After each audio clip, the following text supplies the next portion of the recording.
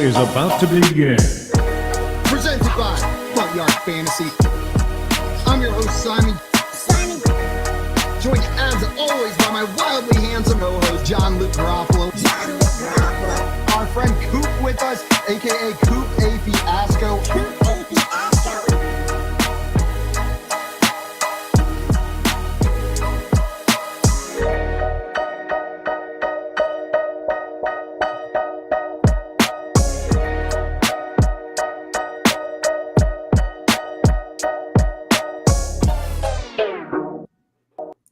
What's up, everybody? Welcome into the Front Yard Fantasy Morning Show here on Bettor Sports Network. I'm your host, Simon, joined as always by my co-host, John Luke Garofalo and Coop A. Fiasco. What's up, boys? Arrivederci.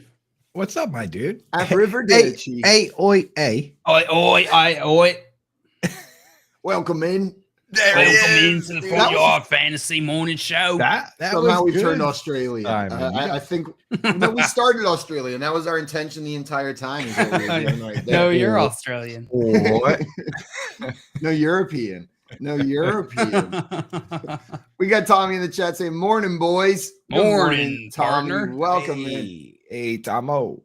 Rest of the show. Hey, Tomo. Tabamo. What's up, my We man? got some meatballs. Hey. We also got Craig in the chat says, good morning. Russ cooked us a nice first course last night and then served up some week old Chuck E. Cheese pizza the rest of the night. Eh? He cheesed us. Toss that bad boy in the trash. Yeah. He cheesed us. I'm gonna eat that. cheesed I'm us. gonna have to eat the tomato because of that, dude. Can you imagine? What's the Can you tomato imagine? bet? And have you already lost it, or is it an ongoing thing? It's ongoing with Tommy in the chat getting the game. It's whoever's the better record, Raiders versus Broncos. He has the Raiders, I have the Broncos. Loser eats a tomato on the show like a hand fruit, which I made that bet. Hand fruit. Which I made like an apple, right? I made that bet knowing that I don't like tomatoes. Turns out that Tommy also loves tomatoes. So it's like not even a tough bet. For him. He was gonna eat a tomato anyway, dude. So phenomenal. Great situation for me to be in. I'm gonna start throwing hand fruit into the hey, can you pass me that hand fruit? Yeah. Just like it's a little less descriptive. I don't know what's in the kitchen. I just your hands off my I hand just want a fruit. hand fruit. You say it when you can see the bowl of fruit and there's a bunch of different ones and they're like, which one? And you're like, doesn't matter. Just Hand fruit. dealer's choice, banana, apple, right? Right. Anything that Put her fits, baby. right. Anything that fits this bad boy. Put her right there. Chucks a coconut at me. I gotta palm that thing. It's still a hand fruit. Coconut's a But hand you fruit can't if you're because a your hand's a little man. too small, so it just falls. Is coconut a hand fruit? I only date men where coconut's a hand fruit for them. It's the first question. If coconut's not a hand fruit for you, swipe left, baby. You can't JJ handle all of this, man. If you can't, He's handle a measuring from coconut. like left pinky to right pinky. You ask JJ Watt for a hand fruit, and he just cracks a watermelon in half, and he's like, "Here you go. Here's your half." Jail's mine. You're saying perfect way to start the day with some good old fashioned hand fruit talk. 100%. Hand fruit And chatter. Tommy, you're saying why is an Hey, orange hey. called an orange, Hey, but a oi, banana oi, not oi. called a yellow? Probably because that's stupid. I Orange don't have an called answer for why orange. orange is called an orange, but I know why a banana's not called a yellow. It's because that's Think dumb. they just name everything for their colors, Tommy? I mean, they're not always yellow though; they're green for a bit. But I guess so are orange. You ever eat a green banana? Can you pass me that green for a bit? You're tossing me that green That's hand slightly fruit. green. Yeah. What's your favorite fruit? Green to yellow. Yeah, give me a not quite yellow. First green, then yellow. Yeah, well, that's my favorite fruit. Before we get into the news, what's your favorite type of apple? Like not just fruit, but Granny your Smith. favorite variety of apple. Everyone defaults to Granny Smith, but That's is the that right best, answer. Is it the best one? Yes, I know Simon's gonna say freaking honey. I'll tell you right now, dude. One of them is a know, golden complete, apple's your favorite. complete lie and misdirection, and that's that one, Red Delicious, which is Yeah, that's not stupid. delicious. That one's dumb. It is red though. The So- it's so outside grainy, the skin, though. the So skin is milly truly like a grainy. wrapper. Like it's Yeah. like there's a wrapper on your fruit, and you're just Yeah. expected to eat it, or you're not an adult. Like if you like eat around the peel of a red apple, you're like a little child. But it's It's also so much worse than a green apple for some it's reason. terrible. Like it's just thick and gross. It's disgusting. Tommy, I take back when I called you Tomo the Bombo. That is not cool to bring up human skin in the chat. It is very different on an apple. Golden Delicious is the best apple. It's soft, honey sweet, crisp, and delicious. Honey crisp. Oh, and you said I was going to say something like honeydew, JL. What's yours? What's your favorite? Honey crisp. Honey crisp. I see. I knew it. You knew someone was going to say honeydew something. No, I knew we've had this conversation. I remember you talking about honeydew. I've never revealed. I've never revealed. Mine's not Honey Crisp. Coop is Honey Crisp. Golden Delicious. Oh, that was the second one I said. That was the second one you said. You immediately were like, "Yeah, I knew it. Yeah, I knew it was Honey Crisp." Yeah. Guys, we had some news go down in the NFL last night. Besides just the Chargers beating the Broncos in Monday Night Football. Steelers benched Mitch Trubisky after confrontation with teammate. Per report, this comes from SportsIllustrated.com, but we're seeing that Deontay Johnson might be the reason why Trubisky was initially benched. Trubisky and Johnson reportedly got into a heated confrontation in the locker room during halftime of the Jets game. The receiver apparently yelled at the quarterback to throw him more passes, and this came after Johnson missed a pass in the first half, resulting in an interception, and stepped out of bounds during a potential touchdown play. Trubisky then told Johnson his concerns, and the conversation got out of hand. Neither player has publicly spoken about the situation.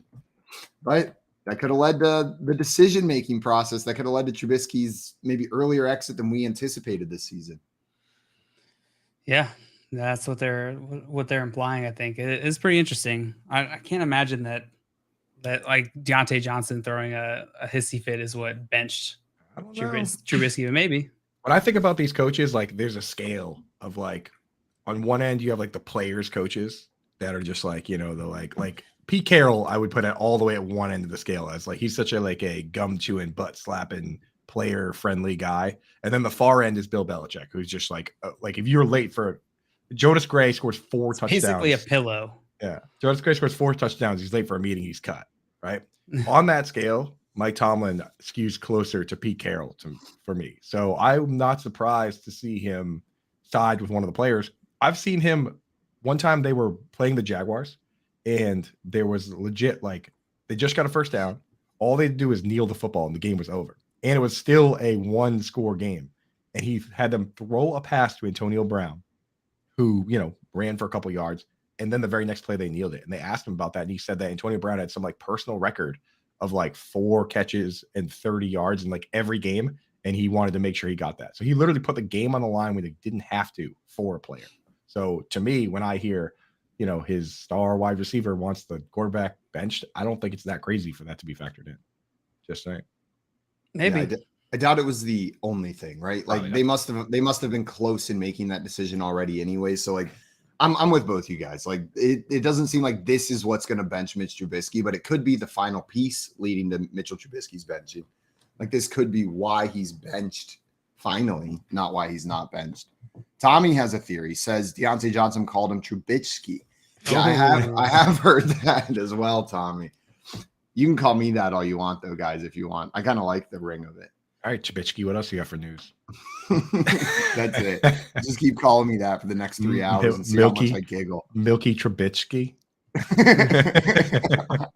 So much more disrespectful for some like reason. I don't know why. Like we're just bullying Mitch Trubisky on air now is what's going on. But in that instance, I was calling you that because you asked us. Oh, you were bullying me using his name. That's why I said. That's why I said. What else you got for news, Milky? Well, here's what else I got for news. Rams Sean McVay says the team is looking to trade running back Cam Akers to nobody's surprise, but he confirmed to reporters on Monday that the team has already begun exploring trade possibilities involving Cam Akers amid his ongoing rift with the club. The disgruntled running back was announced as a late week scratch due to personal reasons just 2 days prior to the LA home matchup against the Panthers. Ian Rappaport later reported on Sunday that the 23-year-old Akers was at odds with McVay over philosophical and football-related differences. It could end up being moved prior to the November 1st deadline for the right value. And this is coming to us from Sports Illustrated, this report. For some reason, I know the philosophical differences are still probably related to football. Like they're probably like football philosophical reasons, not like he's a deontologist and I'm a utilitarian. Like, that's how I like to imagine it, though. It's like Cam Akers is like, I live by the philosophy of deontology, and it just really doesn't line up with the utilitarian Sean McVay. They're just getting real deep in that locker room. Yeah, like 100%. That's what it ended up being. Everybody else on the team was like, we gotta get this guy out of here, dude. He's read. It's so boring. He's read way too much Freud. We gotta move him. So I mean, I don't know. This is a new era that we live in where you can just ask to be traded, and then the teams are like, okay. It never used to be like that, but it seems like these guys get granted those deals. Like AJ Brown got moved because he wanted to be DeAndre Hopkins. So if Cam Akers wants out, he'll probably get moved, but I doubt anyone's going to give more than a sixth or a seventh for him, because that's what Robbie Anderson trade was, right? Yeah, it's probably not going to be too much for Cam Akers. I'm with you. Do you think he has any potential value if he goes to another team? Like, are there any landing spots where you're like, ooh? Buffalo? No, honestly, that would just so be he can be so Devin annoying. Singletary's backup. That would be the most annoying situation. Wherever he goes, he's just going to hurt the value of everyone else, honestly. That seems to be the case. I'm trying to think of like a spot where I'm like, hell yeah, and I can't think of a single one. Maybe Miami, he gets some work. I'm not sure. He goes over there to Miami. He could see some work. It's Mostert and Mostert there right now. They're not really giving Chase Edmonds much on Mostert, attorneys at law. The best case scenario is you just wait for someone to get injured and then he goes there. I mean, like, look at the Broncos last night. Latavius Murray just took over that entire backfield seemingly out of nowhere. So because Javonte Williams gone and they needed to do something. So I think they might have to wait for that, but that's probably the best case where, if somebody goes down, they grab Cam Akers. Now new life, new team. New life, new team. Yesterday, Steve Wilkes was quoted as saying Baker Mayfield has to earn the Panthers QB job when healthy, this via ESPN. But he doesn't simply plan to give Baker Mayfield the starting quarterback job when he recovers from a left ankle sprain that kept him from playing in Sunday's 24-10 loss to the LA Rams. When asked if Mayfield would be a starter when healthy, he said, I can't give you that answer. But I can tell you right now, those guys in the quarterback room are going to compete at that position just as well as other positions due to see who exactly goes out there on Sunday. PJ Walker said he'll be ready to practice on Wednesday, even though he wasn't able to finish Sunday's game in LA because of a fourth quarter neck injury. And Sam Darnold should come off injured reserve on Wednesday after missing the first 6 games of the season.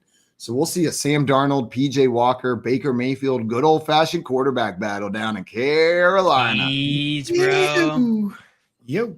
Hop on the Peach train. Peach. Jump on that Taking off. Hop on that Leaving the station. That just tells me that he was close to being benched before he got hurt, right? Yeah. Because otherwise you don't lose your job to injury. So look out, Baker. He was also the worst team. He's also the worst quarterback in the league based on just about every metric. So not super surprising, honestly. I mean, besides the metric of like heart and chip on your shoulder, right? Like Baker Mayfield, just if you're in a points per heart league, he's got you covered. At least points one. per headband. If you're in a points per mildly humorous commercial league, then he's kind of been one of the best in the league for a couple of years now. But those days could be coming to an end. Could be coming to an end. I really wish they would have done like a move out episode, or like Dude, they're trying to get him out of the stadium. Like that would have been so much more fun. He pitched it to Progressive to do a moving out with Baker Mayfield episode when all that stuff was going down with Cleveland, and they said no. Like it would have been so funny if they would have like evicted him in an episode. Yeah, you know what I mean? Like he's pitching. That's a commercial with him being evicted from the stadium would be so funny. Yeah, they missed an opportunity there. They probably just didn't want to pay for the rights to Billy Joel moving out, right? That's true. That's probably what stopped the idea in this crack. Moving out. No, what are we gonna do? We need Billy Joel in this one. Baker's like that's pivotal to the script. We're not doing it without Joel. That's gonna get us DMC'd on YouTube right there. Wait a minute. You took it too far. Too many yaks. I recognize that yak anywhere.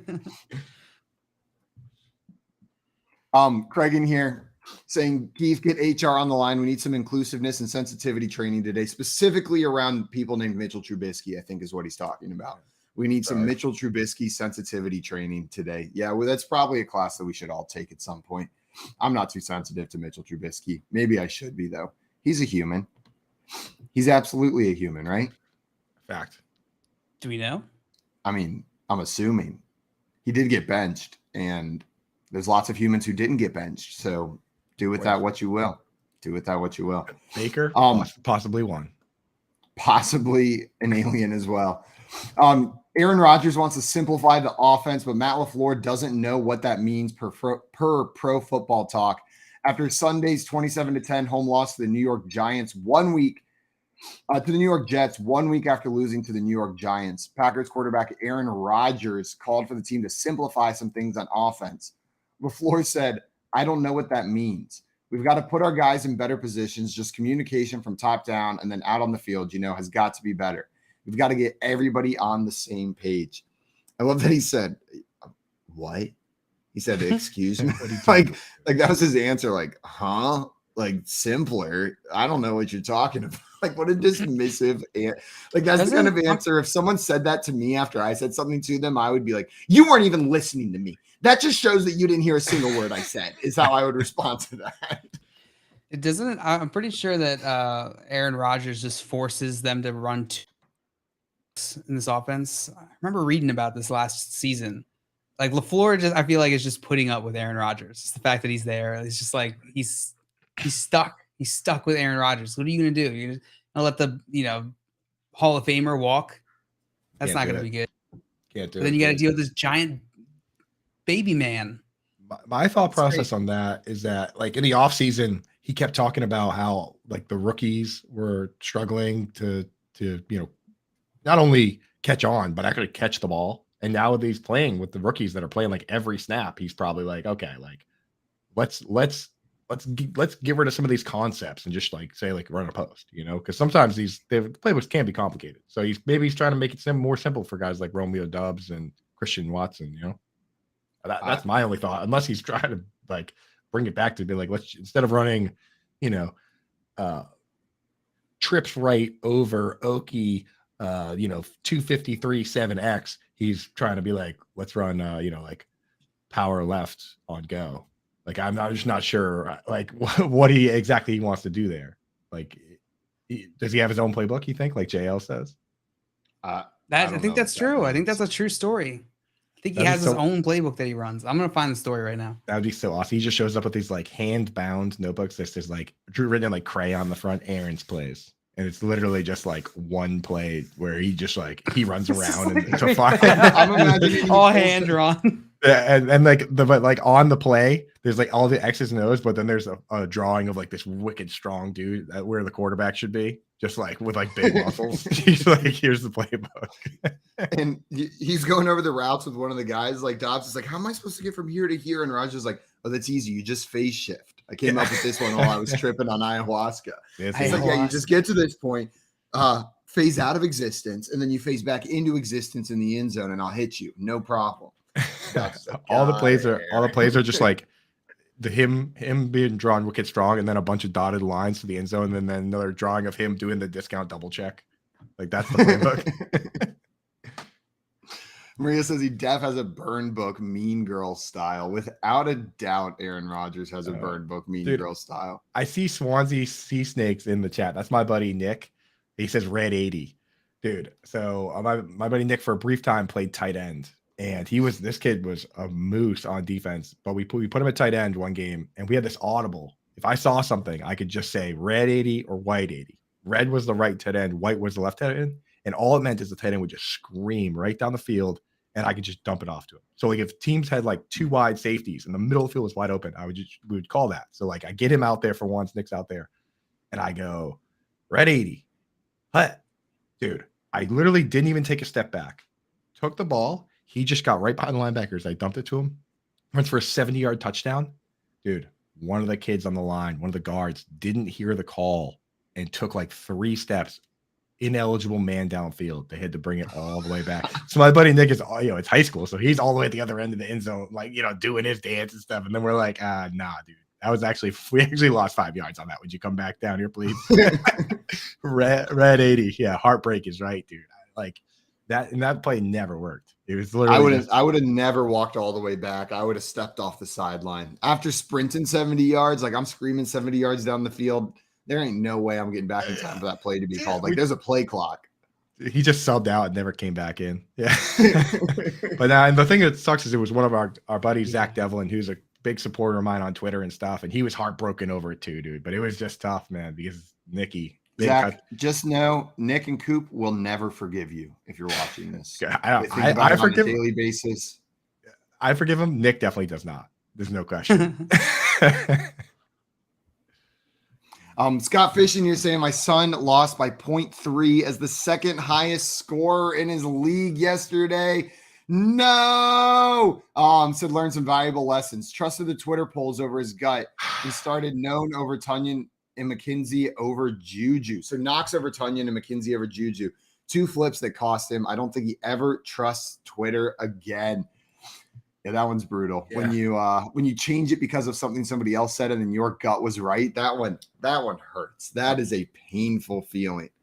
Yeah, and it's much easier to live with the decision when it was yours, right? Like whenever you're sitting there going like, that was my gut. Like that's fine. That was my gut. Then whenever you're like, I went against my gut and I trusted JL and then I was wrong.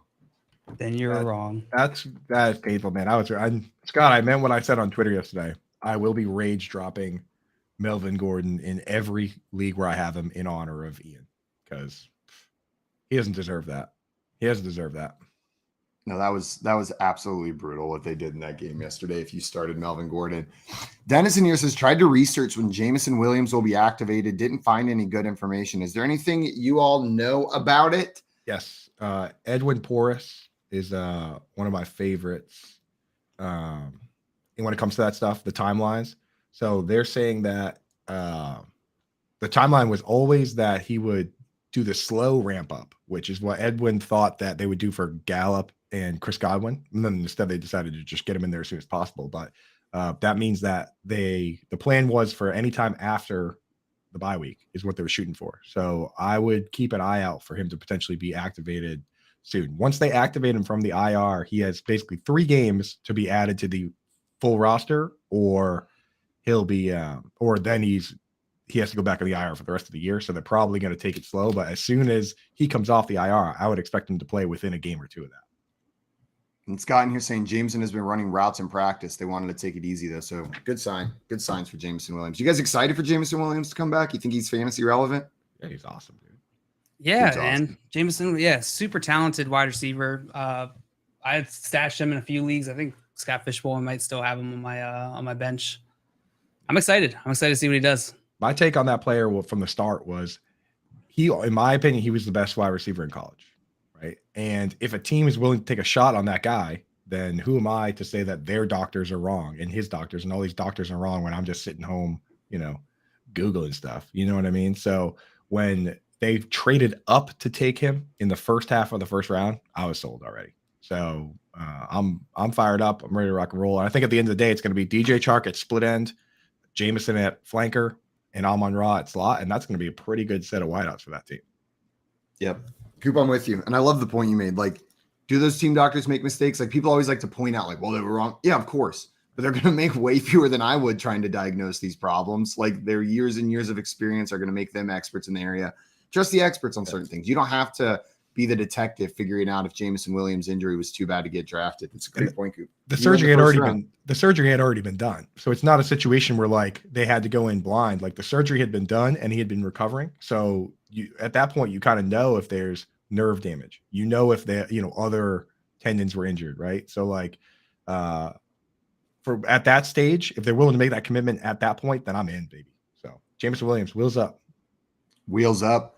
We got Lucius in the chat saying good morning. What's up, Lucius? Welcome. Morning, Glad Lucius. to have you here.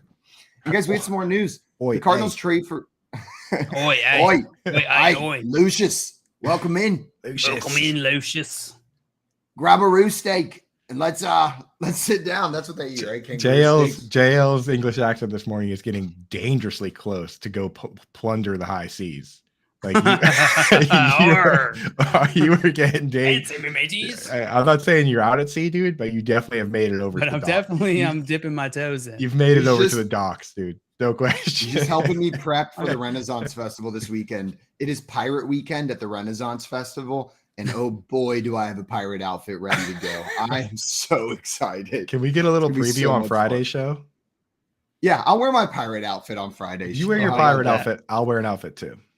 Okay, perfect. It's just a normal outfit. Yeah, just a regular t-shirt. I'll wear an outfit. Yeah.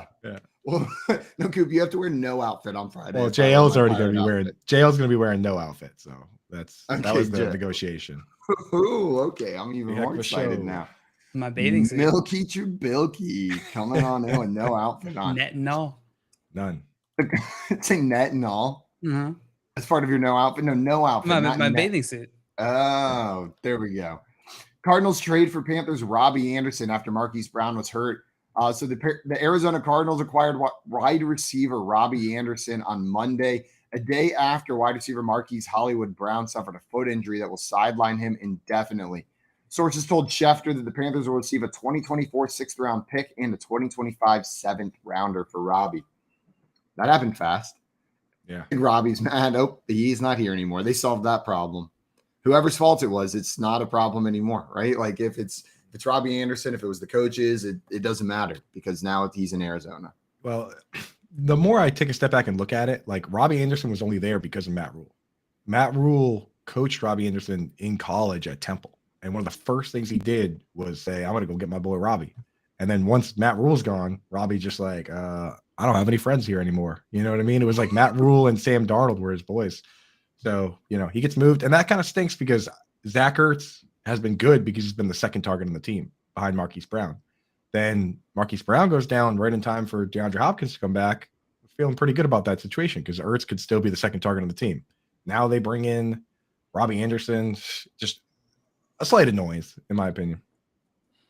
Yeah, Rondell Moore he is looking good. He's getting the targets, so I think he could step up, fill in that position a bit. I'll definitely take away some stuff from Ertz. But I tweeted about it yesterday. Marquis Brown going down, it creates significant opportunity, and so we could see these guys become more fantasy relevant than they've been. Rondell Moore, Nuke, Ertz so far in the season. Marquis Brown, 64 targets, which is fourth amongst all running backs. 26.3% target share, which is 17th amongst running backs, and 43 receptions. 43 receptions, fifth amongst wide receivers. I kept reading wide receivers and just saying running backs. Fifth amongst wide receivers. So he's been killing it. The opportunity has been there for Marquis Brown. Where's he going to go? Yeah. And I think he's going to go, Coop. Broken foot, dude. So I think you're right. Rondell Moore now probably moves into that Marquis Brown role, and maybe Greg Dortch gets his old role he was playing. Scott Storch. So he gets back in there where he was playing before. Because Greg Dortch, man, like talk about a dude that went out there, played his buns off, and then they immediately were just like, "Hey, remember when you were playing 70 snaps a game? How about 4? How's that sound?" Like that's basically what they said to him. Like so, pretty rude, but he kind of is a handcuff wide receiver, and now he might get that shot back a little bit. So your job is safe either way. Would you rather in the NFL play 70 snaps a game or 4 snaps a game? So the real question, that boils down to contract. Like if I'm Greg Dortch, I want to play because I need a second contract. But if I'm Kenny Golladay, rich. I'm never playing again. He's already rich, dude. All he has to do is they can't even cut him, dude, because they lose money if they cut him. It's insane. Didn't Matt Rule get a huge payout even though he's not going to be coaching? Oh yeah. And he's gonna buy so many cargo shorts. He's gonna land a sick college job as well. Like honestly, getting fired for Matt Rule is almost a net positive because this horrible, stressful situation's out for under him. He got a huge buyout and he's gonna land a sick college job, which he's good at. Right. Like he is a great college coach. So he got fired from a job he's bad at. He's gonna go into probably the best available college job is probably going to go after Matt Rule this offseason or during the season to bring him in. And he's going to get a sick contract with them. Dude, it was a great thing. He probably celebrated the day the Panthers fired him that was done and he got the payout. Yeah. And maybe he was a little sad. Probably sucks to fail to try something and just completely fail at it, but he's getting a nice payout. I'll tell you what, dude, you put enough of that college football money on that pain and it all goes away. Look at Nick Saban, dude. Nobody even remembers that he was a terrible coach for the Dolphins. Dude, he does those Aflac commercials and nobody makes fun of him for him. Yeah, he's the man. He just does it. He's fucking man. He's caking, bro, all the time. If you ask him about it now, he'd probably be like, "What?" He probably doesn't even remember. He's like, "I've been too busy to remember any of that." Don't worry. Who, the Dolphins? Yeah. Now he remembers. After losing to Tennessee this weekend, all the pain is flooding back in. He hasn't felt pain like that since he was in the NFL, and he's laying in bed at night going, "Those damn Volunteers." It's like I was coaching the Dolphins again. Like, and it's just coming back to him when he was a coach of a bad team over there. It's just funny, the transition across the board for like think about like Mac Jones. Like him coming to the NFL, like he was throwing to Devonta Smith and Jalen Waddle and like had the best offensive line of all time. And then he has to come to the NFL and throw to like Jacoby Myers. Like it's, sometimes it's just easier to stay in college.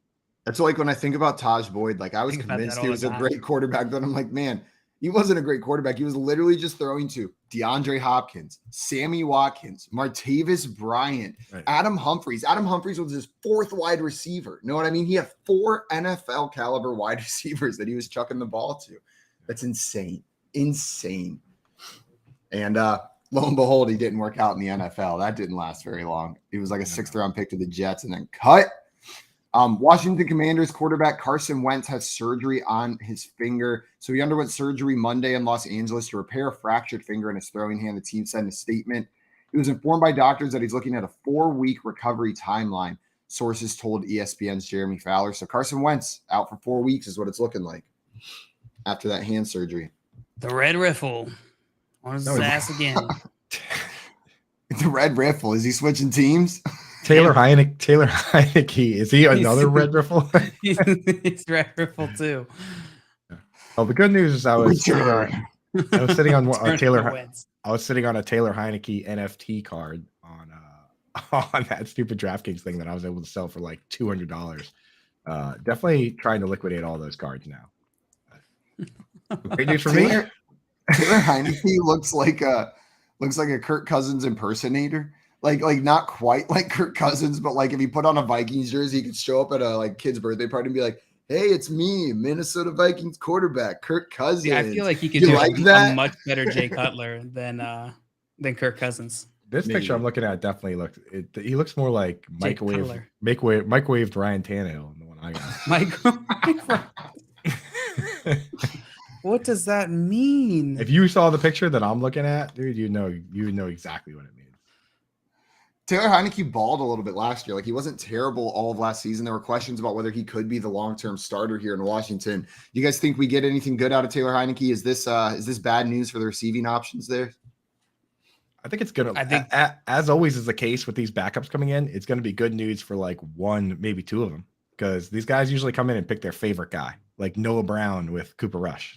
Wheels up. Like he'll probably come in and pick somebody. It'll probably be Curtis Samuel will probably get 15 targets a game just because he runs the short routes, But I don't think it'll be a bad across the board, especially because Carson Wentz wasn't playing that good anyway. Yeah, it's not like Carson Wentz was Josh Allen out there on the football field. I almost said Tom Brady, but that offense hasn't been looking too great either so far. But they'll get it together. They'll get it together. Trust. Guys, coming up, we're going to be breaking down this Monday Night Football game that we all watched last night. And then we've got a waiver wire bracket to work through and some fantasy feud a little bit later on the show. And then Teresa Walker, beat reporter for the Tennessee Titans with the Associated Press Pro Football, is going to join the show a little bit later as well today. You're watching the Front Yard Fantasy Morning Show here on Bettor Sports Network. It's sports talk done better.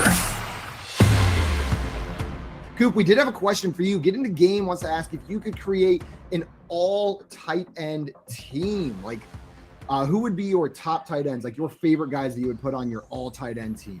Or does he want me to do an all tight end team where I fill out all the positions? Because I could do that could work as well. Yeah, you want to do that? So a wide receiver 1, split end would be Kyle Pitts.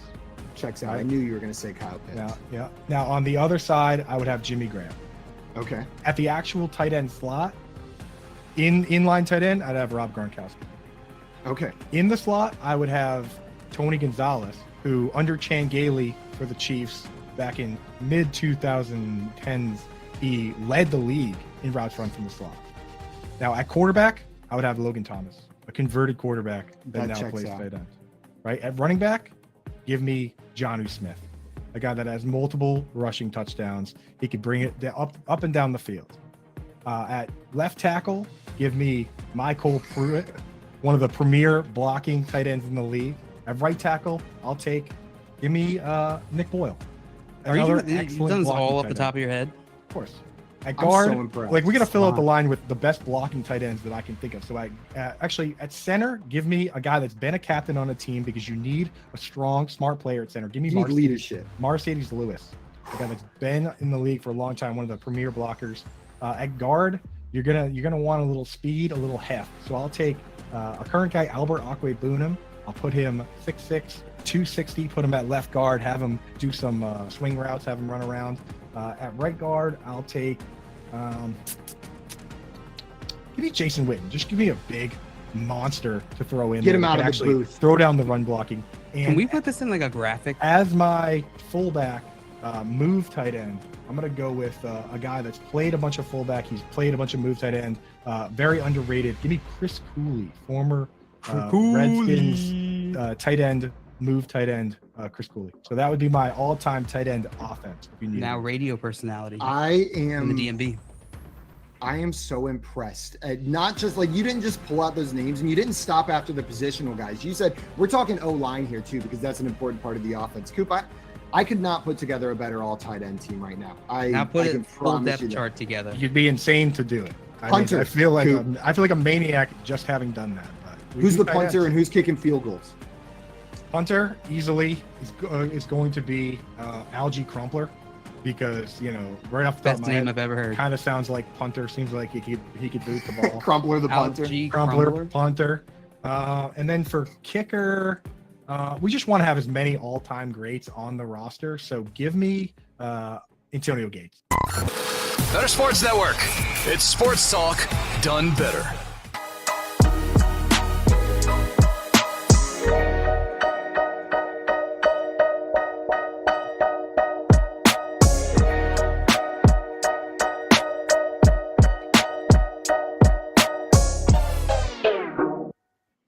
What's up, everyone? Welcome back into the Front Yard Fantasy Morning Show here on Bettor Sports Network. We are about to talk some Monday Night Football, Broncos at Chargers. Before we do that, though, we had a question come in here from Dennis in the chat. He wanted to know, is Ayuk worth a waiver claim? Could drop Garrett Wilson, Michael Thomas, also Boyd, Robbie Anderson, and Rondell Moore are all available. Who are your favorite two wide receivers moving forward? He's letting us know he's thin at wide receiver after Chase Lamb, and I have only Devonta Smith and Lazard. So of those guys, who would you be picking up? There's Ayuk, Robbie Anderson, Boyd, Rondell Moore, and the guys on his bench are Garrett Wilson and Michael Thomas. Would you be dropping either of those guys for the people on the waiver wire? Unfortunately for the time being, Garrett Wilson just isn't playing a full snap share. Did he get banged up this week? Or because most weeks he plays not that I saw. Yeah, most weeks he plays like 60-70% of the snaps. This week he played about half. He played like 20, even less than half, really, 24 out of 55.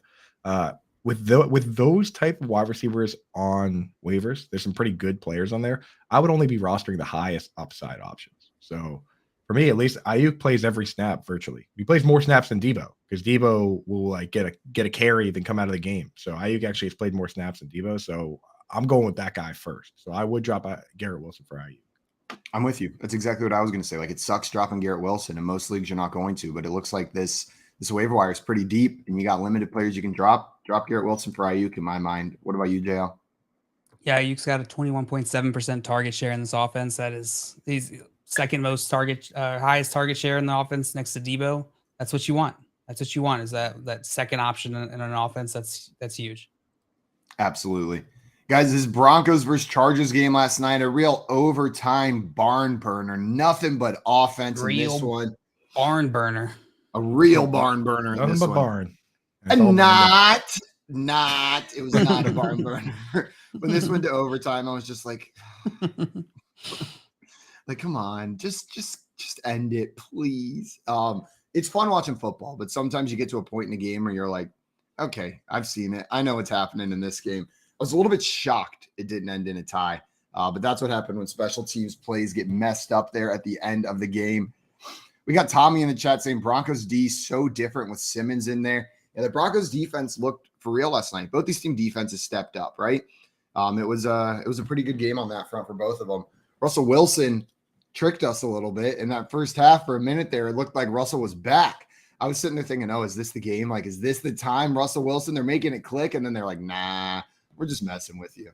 But he started with 10 for 10. Did it go even beyond that? He was pretty hot there, but yeah, I don't know. 10 for 10, and then he completed 5 more passes the rest of the game.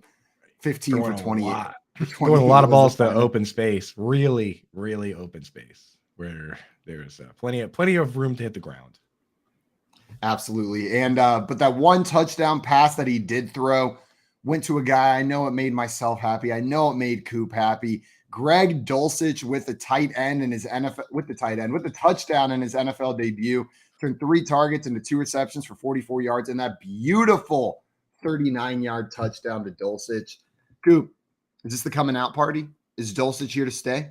I'm feeling pretty good about it. I mean, I sent a couple tweets out this offseason with the Dulcich hype. One of them basically was just suggesting that if I'm the tight end coach, I like Greg Dulcich. They drafted him. Are you going to have the 6'6", 260-pound Albert O play the inline role to block? Or are you going to have the 6'4", 248-pound Greg Dulcich converted wide receiver stand to block, right? In this case, what happens is Albert O doesn't even play at all, and Eric Saubert and Eric Tomlinson play that inline role. So looks like Greg Dulcich he's the guy that's going to be playing the slot, playing that like move tight end role. And that's pretty much exactly what Alan Lazard did in the Packers offense for Nathaniel Hackett. And Alan Lazard might not be super exciting, but if you could start Alan Lazard at tight end, where would you rank him? High. So that's pretty much this. I'm hoping that's the situation we have here. He played 71% of the snaps in his first game out, which is promising. So I think he's got to be a guy you got to add in wherever you can find him. So, but we're going to hit that when we get to the waiver wire bracket coming up in a little bit. But I'm pretty excited about this Dulcich guy. He also has amazing hair, so earns a bunch of points there. Yo, he's got he's got a little bit of the Weird Al look rocking, and he kills it. He's like sexy Weird Al. Sorry, sexier Weird Al. I didn't want to insult our friend Al over there. But man, that was hot. That's probably the loudest I've screamed for a play so far this year. And I know it wasn't much, but that was a player I loved coming in. Like, I was excited about him. I drafted him in all my rookie drafts, and to see him come back first game and get that highlight touchdown out there on the football field was beautiful. It was exciting. Not much else success on the Broncos side of the ball. With Javonte Williams out, we assumed it's the Melvin Gordon show. They brought in Latavius Murray. And then yesterday, even though Melvin Gordon played, I know he was banged up. He only saw 3 carries for 8 yards, while Latavius Murray saw 15 carries for 66 yards. It looked like it was because maybe Melvin Gordon was banged up, but then they kept cutting to him on the sidelines. And man, did his facial expressions and his demeanor show something besides I'm injured and the coaches have me on the sideline, right? Like, he looked like he got benched and he was pissed about it, is what it looked like. You guys think he got benched, or was this just an injury thing? I have no idea. Melvin, I don't know, dude. He did not look happy. That's for sure. No. Yeah. I think it's impossible to tell until we get some more information here. Right. And for you, unfortunately. But if he did get benched, dude, he should be reaching out to pulling a Robbie Anderson, Cam Akers here and trying to find a new place to get traded to the Cardinals. Yeah. Just everybody go to the Cardinals. Yeah. I mean, but do the Broncos really trade him? Like, look at their running back depth. Like, do they really trade Melvin Gordon and leave themselves with Latavius Murray and Mike Boone? Like, even if Melvin Gordon's pissed and doesn't want to play for them, like, that just scrap the season. You know, scrap the season, sell off parts. Call it a day. Call it a day. I mean, it just seems like this is a team that shouldn't scrap the season either with the pieces they have. I know they've looked bad, but like, they have an elite level defense. It looks like their defense looks fantastic. They've got a Hall of Fame quarterback who's playing like absolute doo-doo right now. And then they've got 2 top tier wide receivers and the tight end of the future, the next Travis Kelce. I've got, dude, I've 1,000%. I got a quote here, a Melvin Gordon quote that is very sad. If you guys are ready for that, if you want to start your morning with something like that. Melvin Gordon told NFL Network's Bridget Condon following the loss, "I'm not going to lie, it hurt a little today watching it." the Chargers threw up a little clown emoji on my face on the video board, and I noticed it all. It sucked. It sucked knowing that I wasn't able to do anything about it. Go out there and help my team win. Going into overtime, sitting watching the whole game, knowing that I could be out there, so that kind of hurt. But that's part of it. What don't kill you makes you stronger mentally. So he was not bro. He was outright benched, and the Chargers were throwing clown emojis on his face, which is actually kind of funny. Dude, that is kind of funny, but messed up. Yeah. It's messed up, so you realize the guy's like a multimillionaire. But still, the clown emojis are kind of mean, but also kind of funny. Kind of funny. It's an imposing fan base. What do you expect him to do? But man, that is sad. That I get it. Not why you gotta go after the guy who's on the sideline. Like, go after a guy who's like on the field. Right. Yeah. So the clown emoji on Russ's face. Do it to Russ. Yeah. When do it. I was gonna say do it to Russ when Russ throws a pick, but you can actually do it to Russ at any time. every time he throws it in a wide open space. The picture of Russ holding that sub with the banana peppers up there, and just put the clown emoji on his face, or put like the banana pepper sub with like the way too hot emoji over his face. Like, you can do anything with Russell Wilson, really. Yeah, brutal. Every time that Russell Wilson, like Mr. Unlimited video comes up on my timeline, I can't not watch it, and it makes me so upset every time I watch it. Every time I have to hear him go, unlimited, like so hokey. And then like at the end, he's just, it's a hard video to watch. Dude, Scott Fish making a point that I didn't even really consider is that the Chargers were the team he played for like his whole career. And then they're out here putting clown emojis on his face. That is pretty rude. Nasty. Yeah, that's rude. Absolutely rude. Revenge game benching. That hurts for Melvin Gordon. I feel for the dude. That's got to suck to sit there and watch it and feel like, I hate that feeling of like, there's nothing I can do about this and it's going to have a negative impact on me. That's like the most stressful feeling. And it explains his face on the sideline, right? That quote explains all of it. He was unhappy on the sideline all night. On the other side of the ball for the Chargers, Justin Herbert going 37 for 57 for 238 yards, didn't throw a single touchdown, but had an interception. Was this just Herbert playing against a top-tier pass defense? Is that what happened tonight or last night? Yeah, I mean, I think it just wasn't fully connecting. Like, he was slinging the ball at times. It looked good. I just don't think they turn into touchdowns. Yeah, he's bagged up. Williams. He's missing Keenan Allen. This is Derwin James there. We're not seeing like the peak of what this guy is. No, I agree with you. And although he threw the ball 57 times, Mike Williams only saw 6 targets in yesterday's game. Was not heavily targeted. Only turned it into 2 receptions for 17 yards. And man, it felt like at times they really could use some more Mike Williams targets. Like, they should have almost been forcing him the ball to open that up. Like, dude makes crazy catches. Doesn't matter if he's covered. You can throw it up there. He'll climb the ladder to go try to get whatever you chuck his way. Dumb, Simon. It's so dumb that they don't use him, because whenever they use him, they win. But now they're just not using him again. It's so stupid. They did have that. He did have that one pass that bounced right off his face. That is true. Well, listen. Who hasn't had a pass? If I had a nickel for every time I had balls bounce off my face, I'd be rich. Yeah, at least one nickel, I know. You'd have as much money as Melvin Gordon, dude. Your face would be destroyed, dude. How much would it take to take an NFL punt to the face? Like, where you just put your face above the ball, like above the tee. NFL punter just comes up and kicks it full force. Dude, your nose is gone. Medical bills are covered. Yeah. Like, so it's additional money on top of that. I don't know, man. I blocked a punt once. Medical bills can't cover replacing your nose. I mean, you're going to be ugly the rest of your life, probably. Like, it's probably not going to go well. Whether you get kicked in the face or not. Dude. I blocked a punt once, and that hurts real bad. You're handsome. You have to. It would depend how cold it is out. If it's real cold, dude, I don't think it's any amount of money there. I could take that. But if it's real cold, then maybe you go numb and it doesn't even hurt anymore. You can just go full numb. The blood freezes on the way out, so you don't even have to worry about losing too much blood. You're good to go. Craig said $1. Oh, I thought he said $1. He said 1 million with medical bills. I already look like junk. For being honest, I think I'd do it for $10,000. Yeah, I was gonna say we play this game, but once we're out in the field and that money's there, like, it really would depend if they had the money there. Like, if someone pulled out a grand in cash, I probably would do it. Like, if someone said a grand in cash, handed me 10 $100 bills, and I looked at them like, I'm taking that punt to the face. No questions asked. 8 Bud Lights first.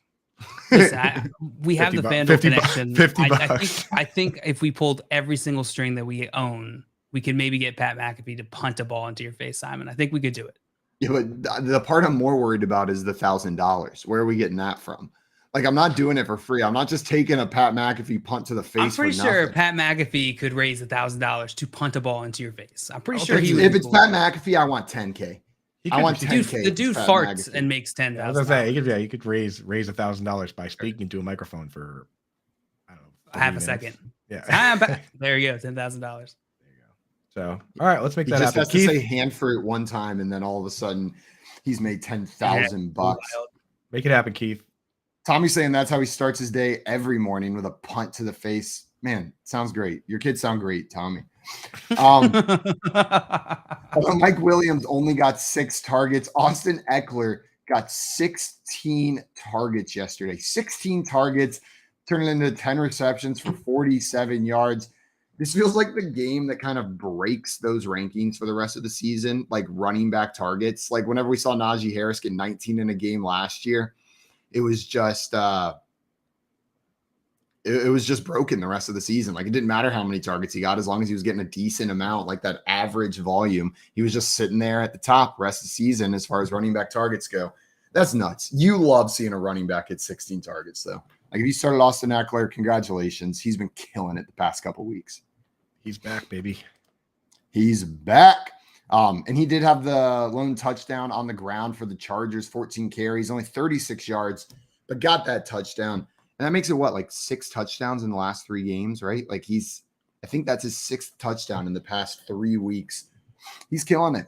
He's absolutely killing it. You're happy if you've got Austin Eckler. Is there any value in Sony Michel? He was out there on the field a little bit yesterday, 8 carries, 28 yards, no touchdowns. No interest. Man, it's absurd to me. Like when I look at the numbers and I don't look at the score, like just like, oh, he threw the ball 57 times. Holy shit, Eckler got 16 targets, 12 to Palmer. It's like, how many points did they score? And then it's like, oh, 19. They had 1 touchdown. Football be like that sometimes. It's like when I look at the 49ers yesterday or on Sunday, I looked at that one and I was like, this is perfect. 10 targets for all the players, but they lost by double digits. It's like, I like the game script. I like the box score more than the result on that one. Absolutely. Did you guys? It was hard watching Dustin Hopkins kick those field goals though. Like, dude was hurting. I kept one. Like, did you guys watch the interview with him after the game? No, I did not. I went straight to weird. It was so weird. I'm just like, I like to just finish up whatever I'm doing while I'm watching the post game interviews, and I'm just sitting there working, and then I just look up because I'm just hearing his like intro with the reporter. He just like stops her. She asked him a question about his like injury, and he stops. He goes, "Hold on, stop you here." He's like, "I just want to say thank you to my Lord Savior Jesus Christ," and that's how he starts off the interview, is by like not answering her question and just going into that. And then the whole rest of the interview was just odd. It was just like weird, but I was so like fascinated by it. He watched hundreds of hours of Heisman acceptance speeches to prepare for that moment, just in case he was ever interviewed on the field. And that was his first line. He had it practiced. It was like the scripted first 10 plays for Russell Wilson, like Scott brought up. He just had it scripted. Whoa, like, don't get ahead of yourself. He's like, I don't care what you ask me. I've got my line, and I got to say it. Say my line. Say your line. You got to stop them before they ask you something where it becomes weird for you to say what you said. My injury's fine, by the way. Then you end up being like Mike Tyson, where they're like, they like asked him like, how did you train for this fight? And he just went off on like a rant about Allah. And then the guy was like, so the training. And he's like, yeah. That's like, kind of what it was like. He talked for a bit in the interview, and then he's like, but yeah, to answer your question, I was feeling a little hurt out there. So it was really funny. Go back and watch different sports have like different cliches. I feel like the way he started that is very typical in football. But then if you watch golf and they like interview someone afterwards, it's always like, yeah, the greens were fast today. Hit some birdies when I needed to. Hit some solid putts. It was a great day out there on the course. Like they'll say the same thing every time. Is like the course is a little fast today. Hit some great putts. It was a great day out there. Yeah, and then NASCAR, it's like NASCAR. They're like, first of all, I'd like to thank my sponsors, Mountain Dew and Cheetos and Frito-Lay and gasoline and fracking and Clorox bleach. And then and then also the car handled real well. Thanks. I want to Call go her Aunt to a Aurora. NASCAR race live. I've tried watching NASCAR on TV because I had friends that were into it. I couldn't get into it, but I want to go to an actual event because it seems chaotic. It seems like a lot of fun. It is a blast, man. But honestly, the race itself is the worst part of a NASCAR weekend. The best part is the Saturday before, where you're just like grilling burgers and throwing the frisbee around and just like camping. And then the morning you wake up and it's like, just the same thing, except now you're in a parking lot. And then you go in the race and you're like, oh, like, can we go back in the parking lot and throw the ball around? You're like, I get it. They're going left. Yeah, it is a blast, dude. That's definitely do one of those because it is so much fun. Tommy had a suggestion in the chat. He said, let's have Pat McAfee punt a ball into my face for charity. Half the money goes to charity, half goes to me. So we can raise money for a charity of Pat's choice. He gets to punt the ball into my face. I feel like we need to consult a doctor. Like maybe we need to get Edwin Porras on here to tell us like how deadly could this be? No doctor is going to be like, that's a good idea. Yeah, that's a terrible idea. In jail, we know what they're going to say. That's not a good play. They're going to be like, the moment you consult a doctor, that's getting shut down. You know what? Like did you guys always like Hamilton. hear when you were a kid? Did you hear the rumors like make sure you like don't hit someone's nose up like that? Like if you hit your nose straight up, like if you fall, protect your nose because if it breaks the wrong way, it's going to go into your brain and kill you. Did you ever hear that like urban legend growing up? I don't know if it's real. I'm pretty sure that's that's the true. whole cross your eyes, they'll stay stuck like that. Well, that one's true. That one's 100% true, JL. And if you sit too close to the TV, you're going to go blind. That one's also 100% true. You got to sit further back or your eyes are going to just fall out of your head. Hate when that happens. We got Work and Grind in here. Hal, what's up, Hal? He said the infield. Is that NASCAR? That's NASCAR. Yeah. That's Never been down on the NASCAR, infield. baby. Never been on the infield, but been in the bleachers. So I'm gonna be honest, guys. I've never even thought about going to a NASCAR event. until now. Till now. Now you're thinking about it. We're all going to go. Front Yard Fantasy takes over NASCAR live from the track for your Kind of like fantasy. we should do that like Billy on the Street style and just go and ask questions, which we like. Well, clearly we have no idea what we're talking about. You got to get a lot of answers about Trump, dude. What kind of tires you got in this car? What's the closest track to you, Simon? Have you ever even considered that? The closest track to me is that one that they race on. I don't know. I think there's an F1 track in Austin, if I'm not mistaken, but I don't think there's actually. I don't know about a NASCAR track near me. Probably. I have not looked it up. Also, Scott Fish. The NASCAR one's in Fort Worth. Fort Worth. That's about 5-6 hours for me. Depends on traffic. Not close. Depends on how much you get held up in Waco. Waco's a disaster to drive through. Your state's so crazy because when you talk about 5-6 hours driving for me, you're like 4 states away. Yo, that was like when I lived in Atlanta, I could get to like 4 different states in less than 3 hours. Like I could get to Florida, I could get to Alabama, I could get to South Carolina, we could get to North Carolina, Tennessee. And then I moved to Texas and like we were planning a weekend trip at one point, and I start looking at a map and typing things in. And I'm like, we got to drive 8 hours any direction just to leave the state. Like it doesn't matter. You're just driving forever and ever and ever, and you're still in Texas. It's like Virginia. And ever. When I moved to Texas, I remember hitting the border and I was like, oh, thank God I'm almost there. And then 10 hours later, I was still driving. Like it was like over halfway of the drive was just getting through Texas. Jay, and you're saying I've been to Charlotte for the All-Star race twice. That was absolutely fun. Jay would totally fit in a NASCAR environment. The cool thing about the All-Star race is it's all just the same racers who race in the regular race. It's just the same thing. They just call it the All-Star race. Yeah. It's that they just like cut out like a couple of the scrubs from the end, but it's like literally just the same dudes that race every single week. Like it's not like the NFL where you're like bringing all these players from. It's like literally the same dudes that race against each other every time. Yeah, that's funny. Every week it's the same dudes that race against each other. Is it not? Yeah. How do you don't make like an all-star team, I guess. It's not really everyone's driving their own car. Tommy said, I've managed to get immersed in every sport. I don't get NASCAR. Cannot watch it. I don't know what it is about the TV that I have. We have a Samsung Smart TV, and sometimes when we turn it on, it's randomly on some like weird digital cable channel that comes with the TV, and it's always the most bizarre racing. It'll be like these 3-wheeled giant go-karts in mud with big skid flaps, and they're like, we're entering lap 47 of the Phoenix 500 double mud flap race of the century. And like, I'm like, who's watching this? Like, this is on TV for someone. Of course, dude. The funny cars. Those things are pretty wild. So working grind saying small track racing is how you fall in love with racing. Maybe I need to watch more of these channels. I need to get a little bit more of that. You got to get out there to your local track, bro. Once we go to like the local track near us where they do like the most ridiculous things, like demo derby and like figure 8 races. But what they do this thing where you're allowed to bring your own car and do like drag races versus like other people. Yeah, like that's people a will terrible idea. That's you know what they do? They just take like the front quarter panel off their car and put a different one on just for that day. But dude, one time I saw 2 dudes legit get out of the car and have a fist fight on the track. But it was like banked like this, so it was all sloppy and they were falling down. Dude, I just remember I was sitting there and I'm watching these 2 dudes fist fight, dude, beer in my hand. And I look to my left and there's this little kid who's like 12 years old this is 4th of July weekend, 12-year-old kid, dude, who has like a full mustache. And this kid looks at me and he just goes, America. I was like, what am I doing with my life? Watching two civilians have a fist fight on the racetrack. One of them still has his helmet on. Just like America. Welcome. America. Yeah.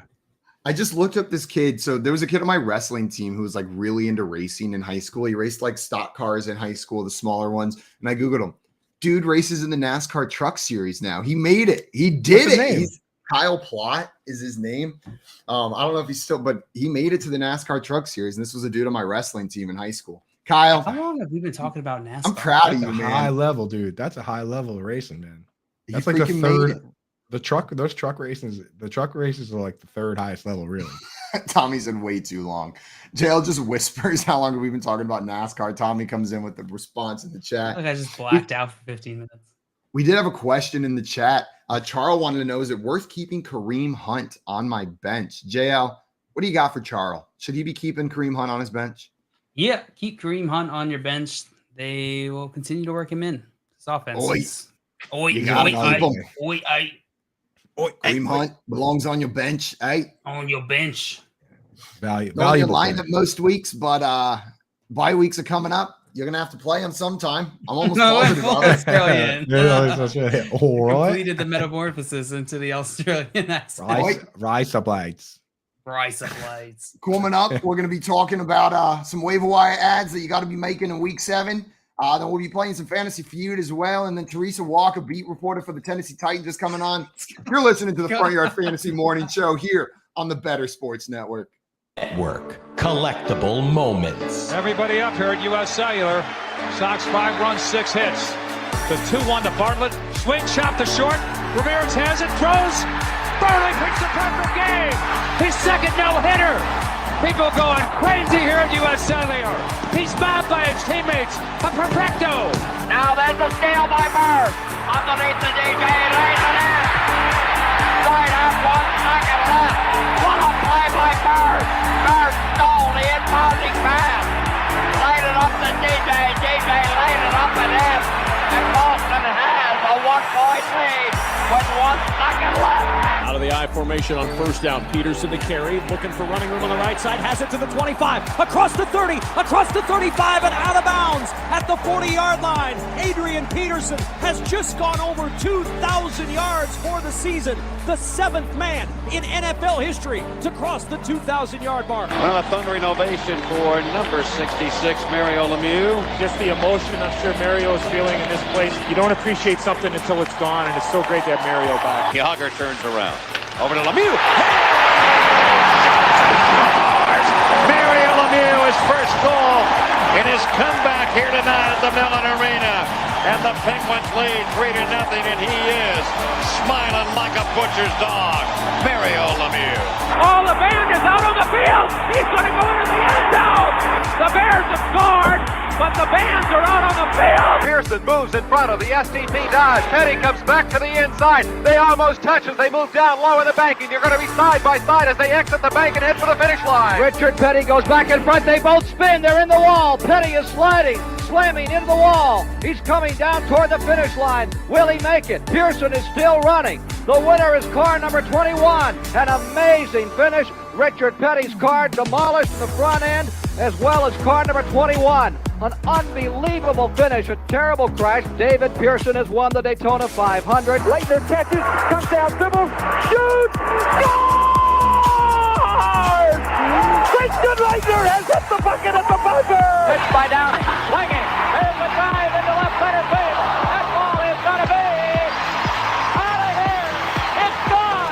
It's 7-15. There's a new home run champion of all time, and it's Henry Aaron. The most valuable player is Magic Johnson. 42 points, 15 rebounds, and 7 assists. He starts at center, plays forward and guard, and leads the Los Angeles Lakers to a world championship 123-107 over Philadelphia. Whether you collect sports memorabilia, fantasy championships, or winning bet slips, talk about it on Bettor Sports Network.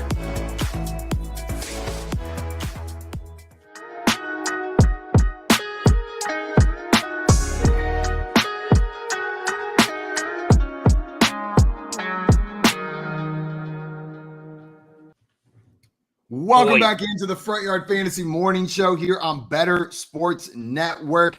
Week 6 is in the books, which means it's time for some Week 7 waiver wire action. We're going to hit the waiver wire bracket. Before we do that, though, I see Cameron in the chat saying, we want Swift back this week, please.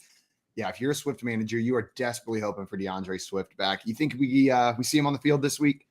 You think the Lions are going to take it extra cautious with Swift? I hope they take it cautious. I think that would be the smart move for them to wait until after the bye week to work Swift back into it. But who knows? Who knows? We'll see what Dan Campbell does, man. Dude, I just, in my mind, once you get through the bye week, everyone is just completely healthy, right? Like that. I feel like that's how it works. Now that they have it's like a video game where you get it's like you hit the base or it's your Dungeons and Dragons long rest. Like they're able to take short rests, restore some of their spells in between games, but they hit that long rest and get all their spell slots and HP back during that we week know what off. that is. I was gonna go equally. Maybe not as nerdy, but in the same neighborhood, saying the Poké Center, where just like the screen blinks a little bit and then they're 100% fully healthy. So I think that's what I saw. I don't know. You said something. Do you guys know the lore behind Nurse Joy at the Pokemon centers? I feel like we talked about it before. You guys have talked about that before. They're not the same person, but they are all identical relatives. Like they're all related. They're all named Joy, and they all look exactly the same. So they are like in like Pokemon canon, they are all exactly related, but they look exactly the same with the exact same clones? Name. No, they're like cousins or sisters or like they're truly. Where are all their parents at? They're related. I think some of them are parents with other Joys on the way to replace them. That's we got a real weird situation going on. That's easily the laziest way to deal with that. Like it just took the minimal amount of effort to not make it that way. And people are like, "That's dumb. Why that can't be possible?" And then they're like, "Why not?" And then they could have even like kept the person exactly the same and just been like, "This one's Joy, this one's Evelyn, this one's Serena, this one's Tracy." I feel like half of them are already named Serena. Though. They're all the other half are named something like that. I don't know. Name them all Joy. Like, oh shit, we forgot to name the nurse in this episode. Was it a Joy in the last one? Yeah, we'll just keep rolling with that. We'll just keep on rolling. That's like an answer you get on like from an annoyed writer on a Star Trek panel. These dudes keep asking annoying questions, and you're like, they're all just named Joy. Next question. You happy? Stop asking me. Well, why do they all look the same? I don't know. They're freaking related or something. The answer's magic. Next question. A wizard did it. Next question, please. Isn't that the best when like there's a world where 10-year-olds travel around with monsters, and the thing that we're questioning is why all the nurses have the same name and look the same? Like we're not questioning that he has a little mouse that shocks a literal rock snake into submission. Where we're questioning the nurses having the same name and looking the same. Like that's too far, man. Yeah, indentured servitude farm of little critters that he has on a computer, and we're just like, how come they have the same name? Change their name. Fighting critters that he keeps inside a computer somehow. We're just like, but they have the same name. I feel like my favorite part about Pokemon is how some Pokemon are like crazy and fantastical, and then some of them are like a crab.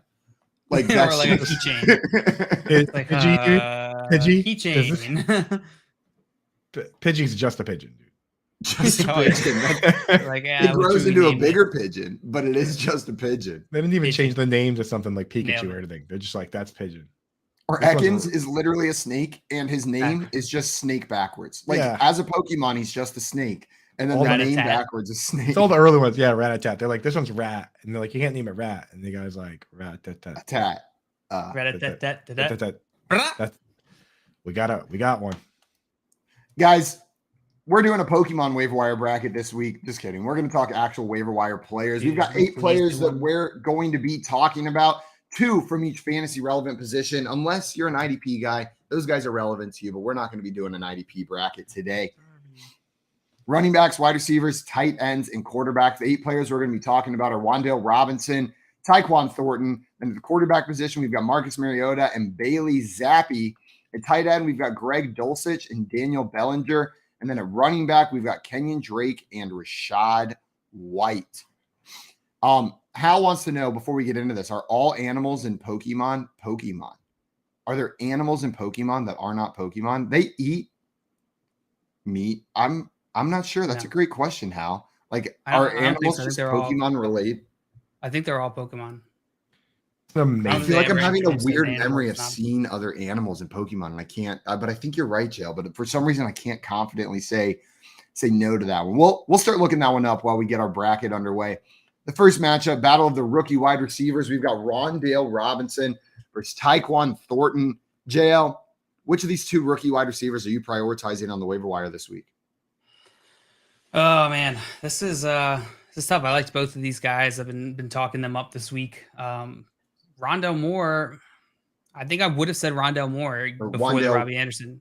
Rondale Moore's not one of the options. Wando Robinson or Taekwon Thornton. The other little Wandale type guy. Rondales, and they're similar players. So I get the mistake there. Yeah, this is probably just a case of me being dumb. I'm gonna go with Taekwon Thornton here. Wando Robinson looks good in the touchdown he got. I'm excited for him. Both these guys are rookies who are really just getting their start now. But are showing a ton of promise. Taekwon Thornton, to me, has this immense upside. If they're able to unlock him in this offense, he could be the guy in that Patriots offense, which really hasn't been that great for fantasy. But I could see it funneling through one guy. We've seen that in the past work. I mean, he's got that speed. He's got that speed that none of the other receivers on that team have. Ran a 4.28 40 at the combine. Lit the world on fire. Thought it was a 4.21. That was the unofficial time. And then still 4.28, one of the fastest times ever recorded at the combine, even after they corrected it. Are you happy seeing it at Coop? As a Patriots fan, was it promising to see him come out and play like this? It's the Patriots situation is like, it's always a roller coaster of emotion because it's like, this week I was happy. But just when they draft these guys, like they always seem to draft these dudes oftentimes from weird schools and way above where they're supposed to. Like that's how the Patriots work. My dad is fully on board though with all of it. Like on the morning of my wedding, my dad was wearing a UT Chattanooga shirt, which is where the first round pick Cole Strange was picked from UT Chattanooga, and Sean McVay famously was like, "Oh, look at that, UT Chattanooga in the first round," like making fun of the Patriots. But he's playing great. So I'm on board with Taekwon Thornton. And for me, there's no homerism in this because I look at it and I see that Taekwon Thornton played 40 snaps and Wando Robinson played 15. So for me, I'm going with Thornton. I think he also plays a role that translates better to getting more snaps and playing early. Rondale Moore really struggled because of his size in the trying to block guys for Arizona, and that's why his snaps were limited. And I think Wando Robinson might have a bit of the same issue. He played 15 snaps, 12 were pass plays, but they were kind of taking him out of the game whenever they were even in any situation to possibly run it. That means a lot of times those guys are out of the game in the red area. And, touchdowns are huge for guys that are playing partial snap shares. So give me Taekwon Thornton. Scored 2 touchdowns this week, 1 rushing. I'm in. I'm going to be on the other side here. I'm going to go with Wando Robinson. I know he played limited snaps, but he is a rookie coming off of an injury in his first game back. And what I saw in a limited workload was promising enough to me that if that goes up, I'm excited for Wando. They've been looking for that guy in the offense. And there's a chance Wando Robinson becomes their go-to wide receiver. So I like Taekwon Thornton. This isn't an anti-Taekwon Thornton take. I want both these guys on my bench, but I have to pick one. It's going to be Wandale. But that doesn't matter because Taekwon Thornton's moving on to the next round in this bracket. I like Nick's question in here. Nick came in the FYI chat, says Thornton or Claypool? What do you think, Coop? That's interesting because Claypool's another guy that gets carries from time to time as well. And also, like Claypool, I think you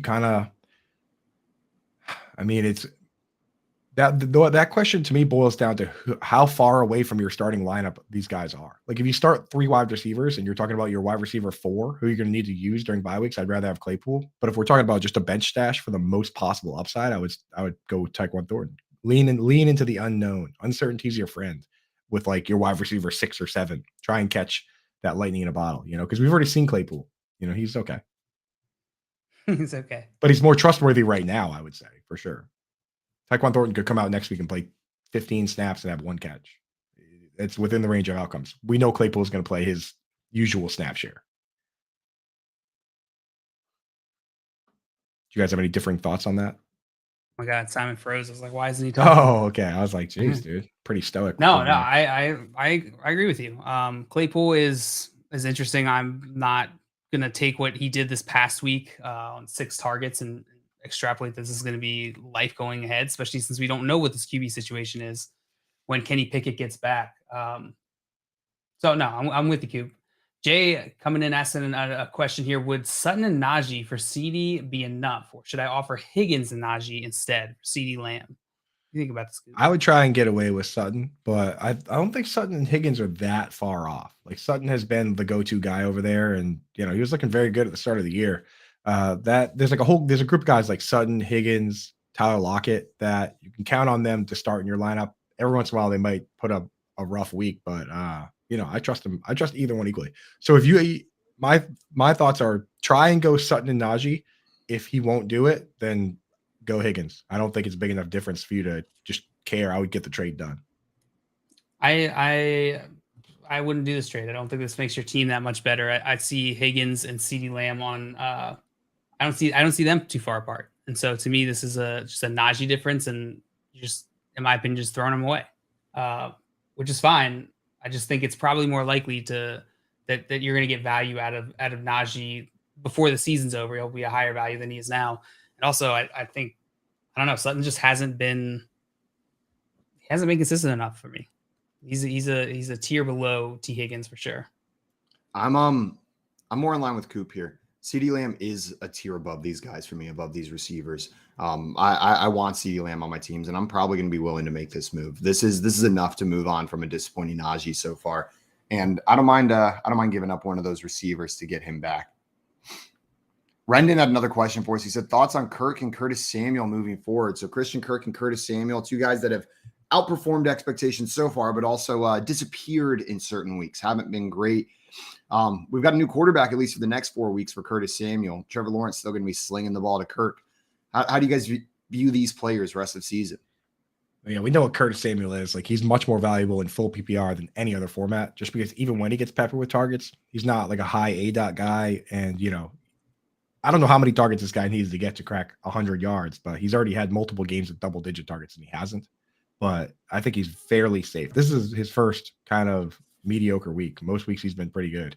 Whereas Christian Kirk has had a couple down weeks. If I could trade Christian Kirk with people that just look at the fantasy points scored based on the touchdown this week, I would try and do that while he still has value.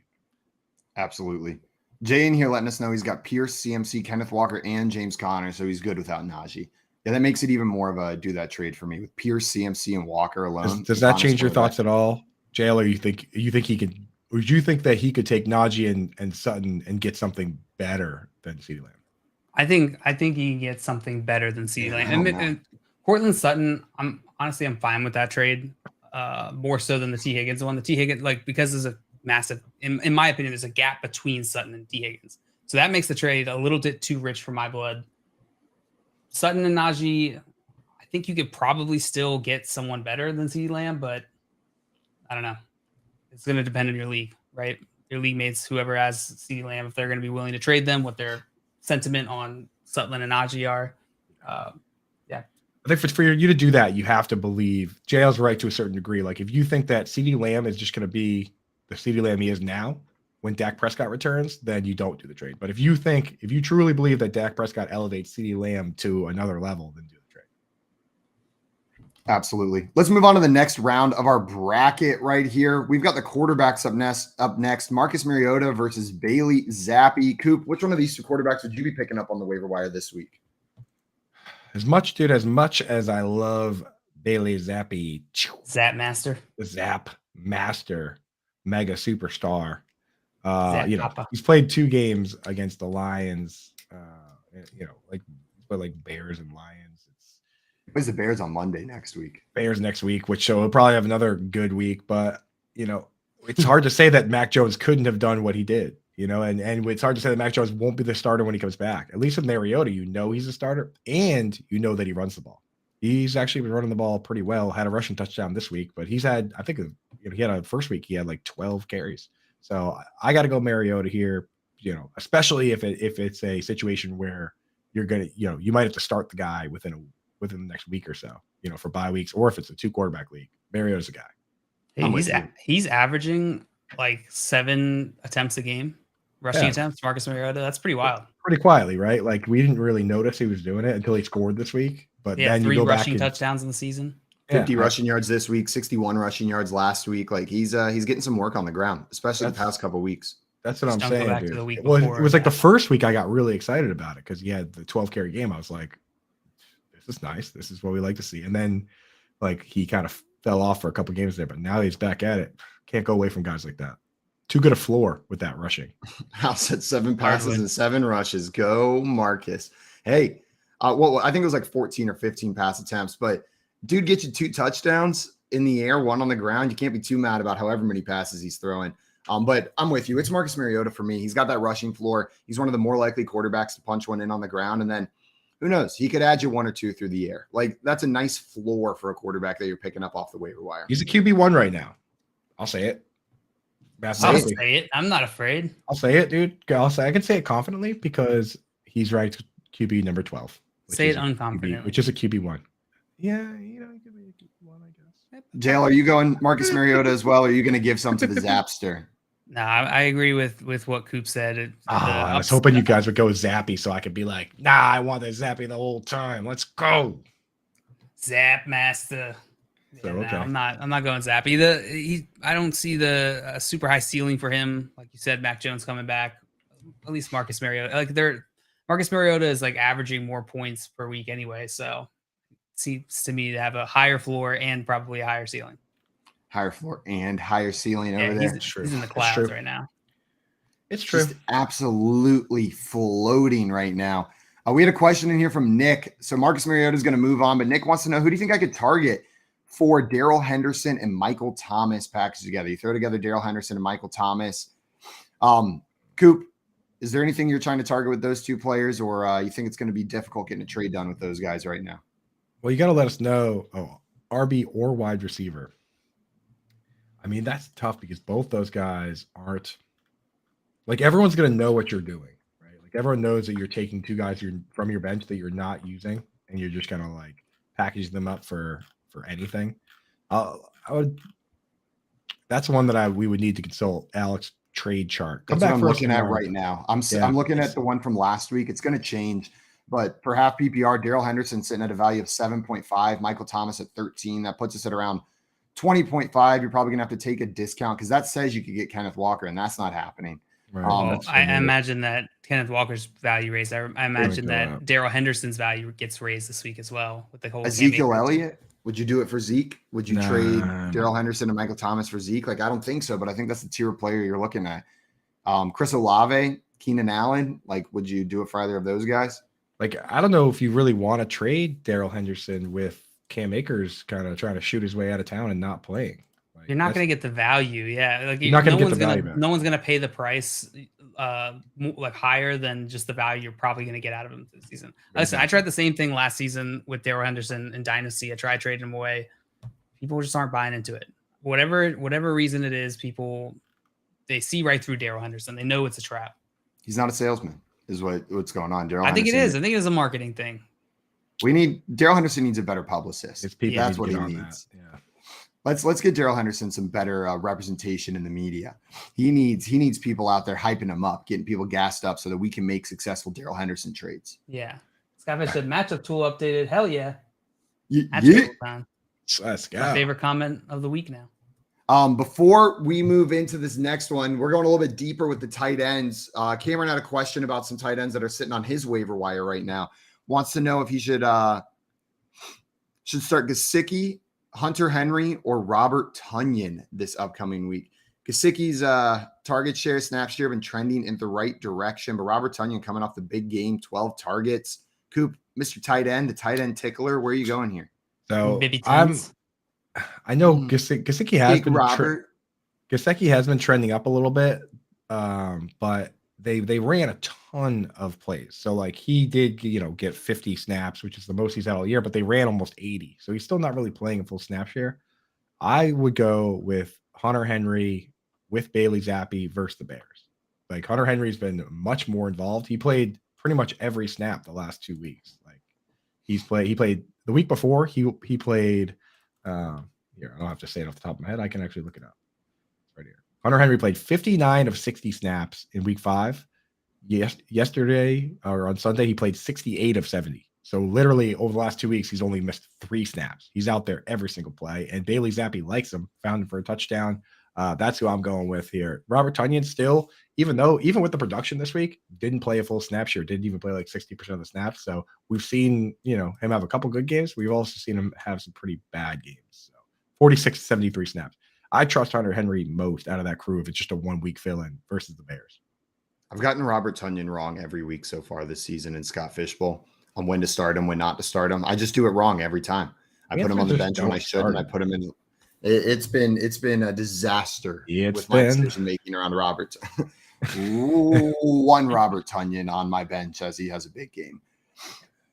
When else did he have a big game? That one time he caught a random touchdown versus the Patriots. Like he caught 2 passes in that game. One was a touchdown. When was the other big game? And I didn't start him then, and I didn't start him this week. Okay, and I'm not going to start him next week, Coop. Stop yelling. Don't start him. How dare you? Start Robert Tonyan from Coupe Fiasco. It's his favorite player, especially over Hunter Henry. You heard it here first. Bobby Tunnels. Clip it. Let's talk some deeper tight ends now that might be sitting on your waiver wire. We've got Greg Dulcich versus Daniel Bellinger. Some more rookies on this waiver wire right here. JL. No. The tight end Tinkler. Which tight end are you taking? Are you taking Greg Dulcich or are you taking Daniel Bellinger off the waiver wire?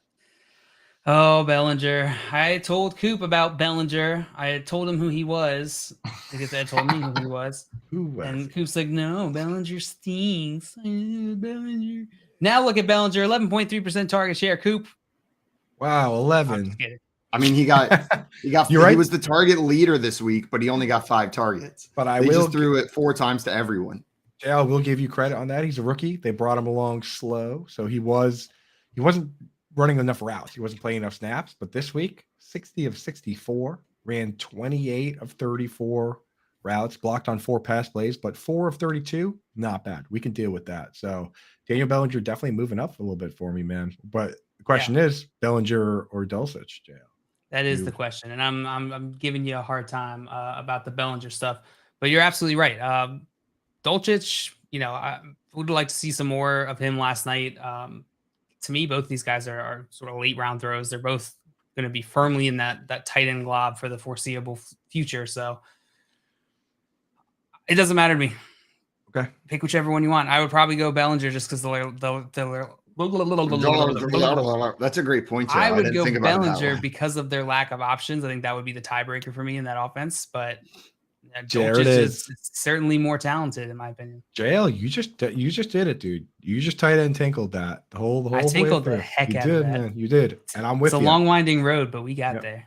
The tiebreaker is that last part, the last point you made, which is that if I had to sit down, if we have the 3 of us had to sit down and predict who was going to get the most targets on these teams moving forward, we wouldn't have Dulcich. We wouldn't have him ahead of Jerry Jeudy. We wouldn't have him ahead of Cortland Sutton, would we? But with Daniel Bellinger, it's like Darius Slayton, Marcus Johnson, and Wando Robinson. I don't see why he can't be a top 2 target on that team. And that's one of the biggest indicators of high-end upside. So give me Bellinger here. As much hype as we have on the guy with the mustache and the hair.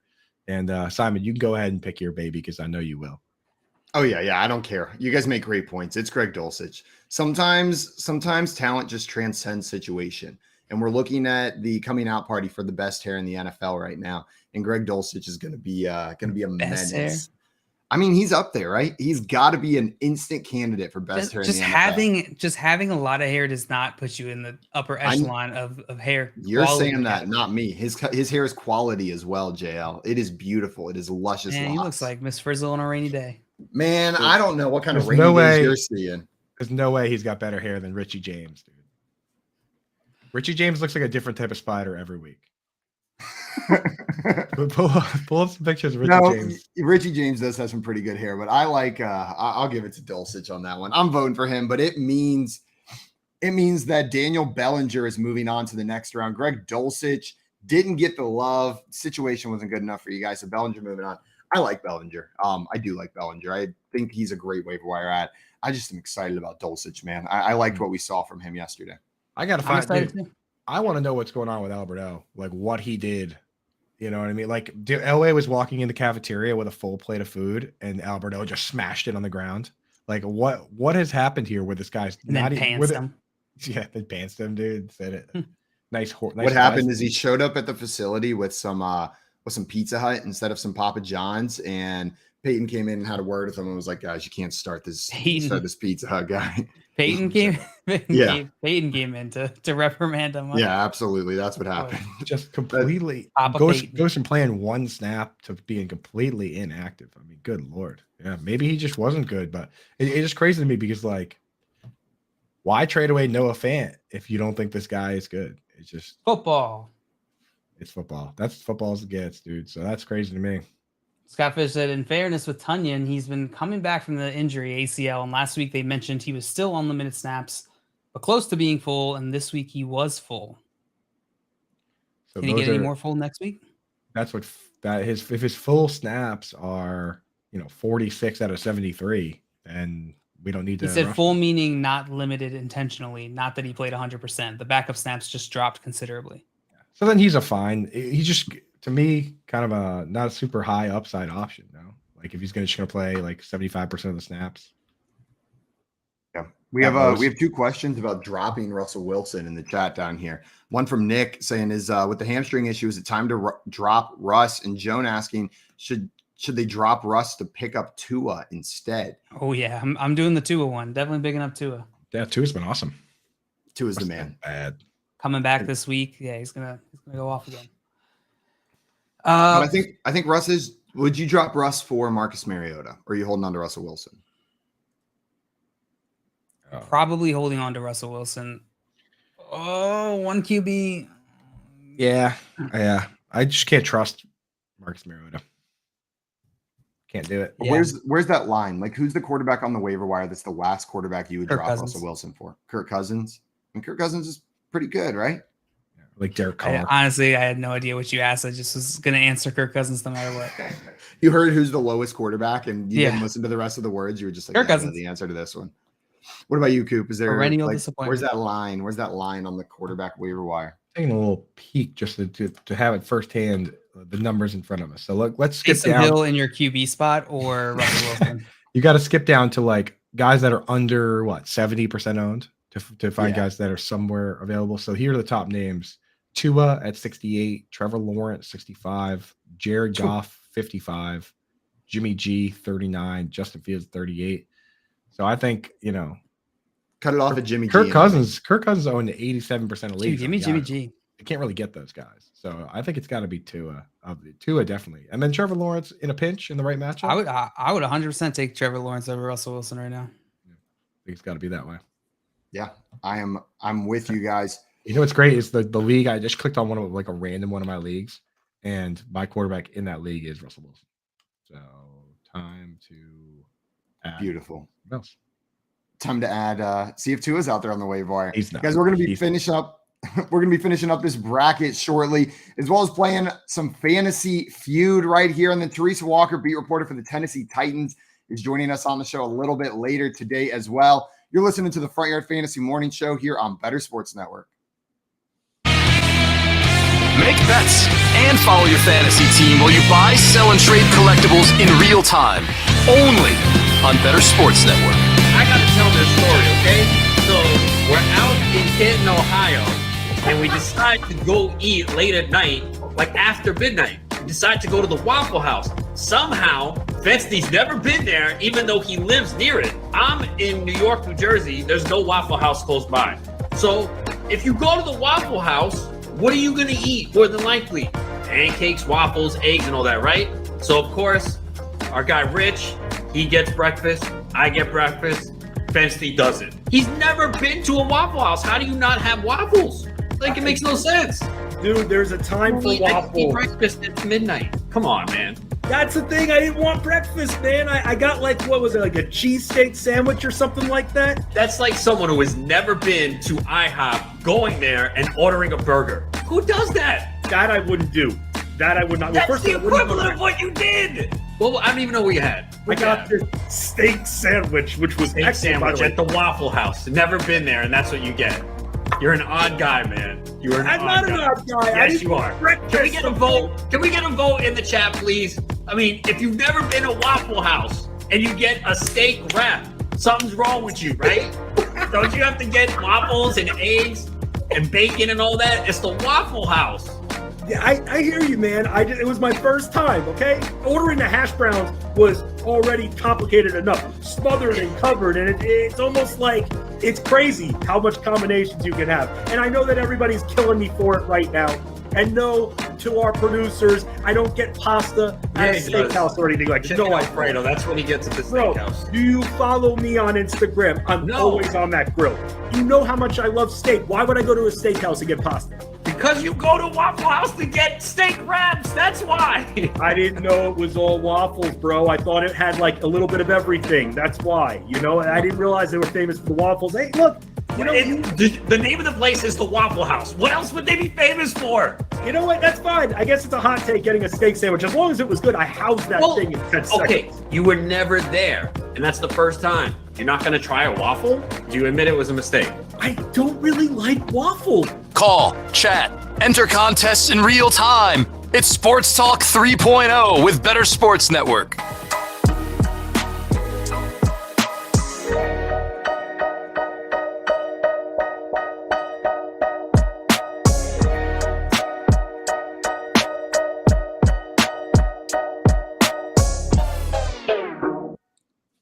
What's up, everyone? Welcome back into the Front Yard Fantasy Morning Show here on Bettor Sports Network.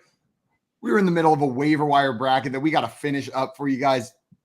And I saw some questions in the chat while we were out there as well. One question came in asking Broncos or Bengals defense this week. So Broncos or Bengals D. Coop, where are you going? Are you starting the Broncos or the Bengals defense this week? Broncos or Bengals? So the Broncos, they're playing the Jets, and then the Bengals are going up against Atlanta, against the Falcons in week 7.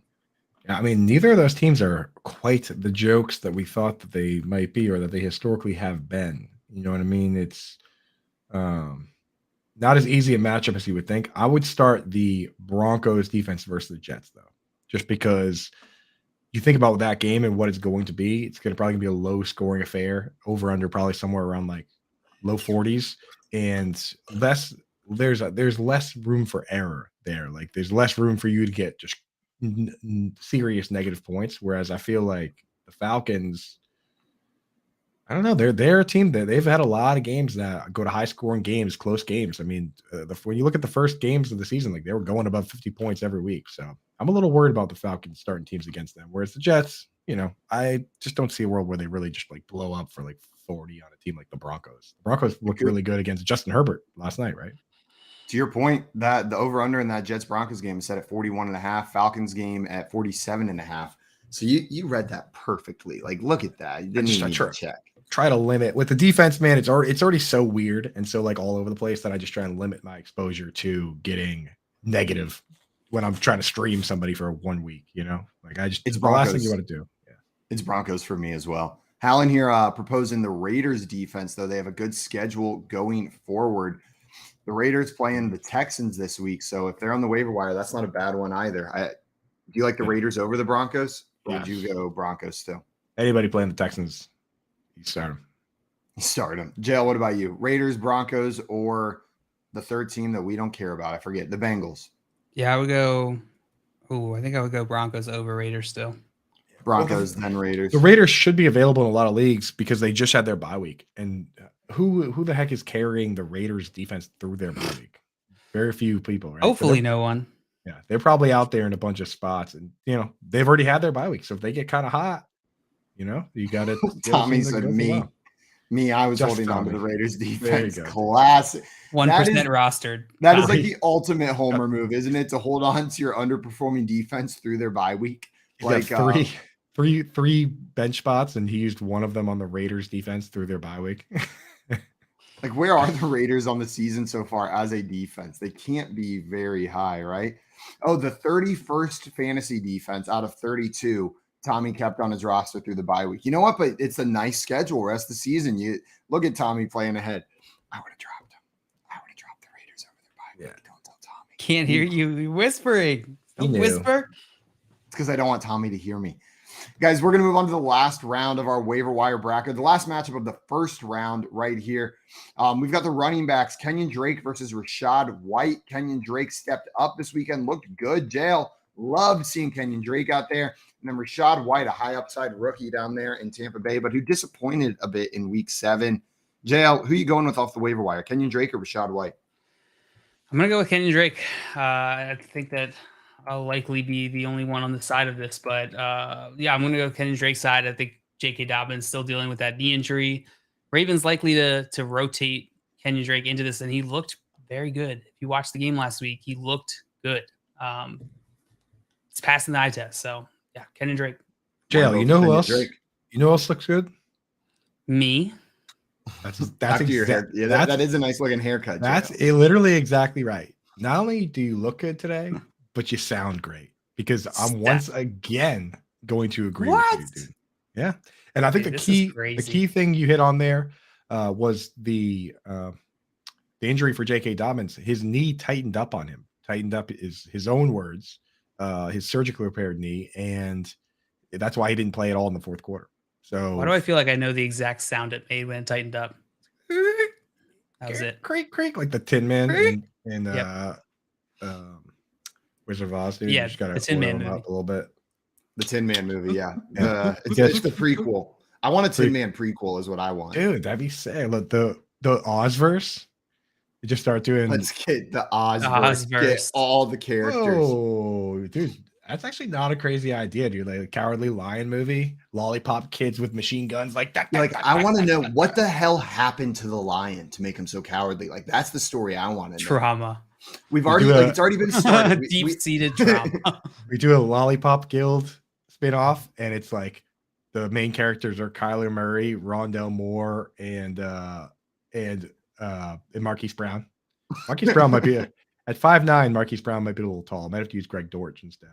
They got plenty of guys over there available for that. Arizona, yeah. Yeah. So, but yeah, I'm with you on that. J.K. Dobbins for me, just because, like, if they came out and said, now let me pose it a different way. So Simon, we've already now kind of decided between the two of us that Dobbins is going to win. Your vote doesn't matter.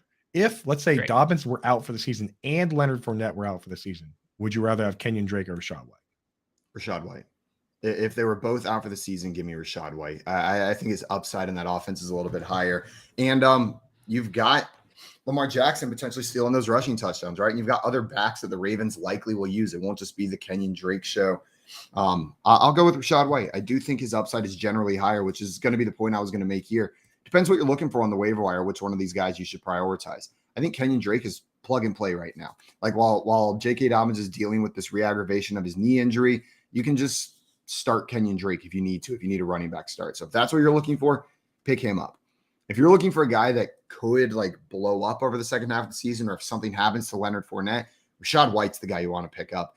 And that's generally what I'm looking for on the waiver wire this time of year, unless there's a hole I actively need to fill. So I'm going to vote for Rashad White, and it's an upside play. It's a bench stash is what I'm going with.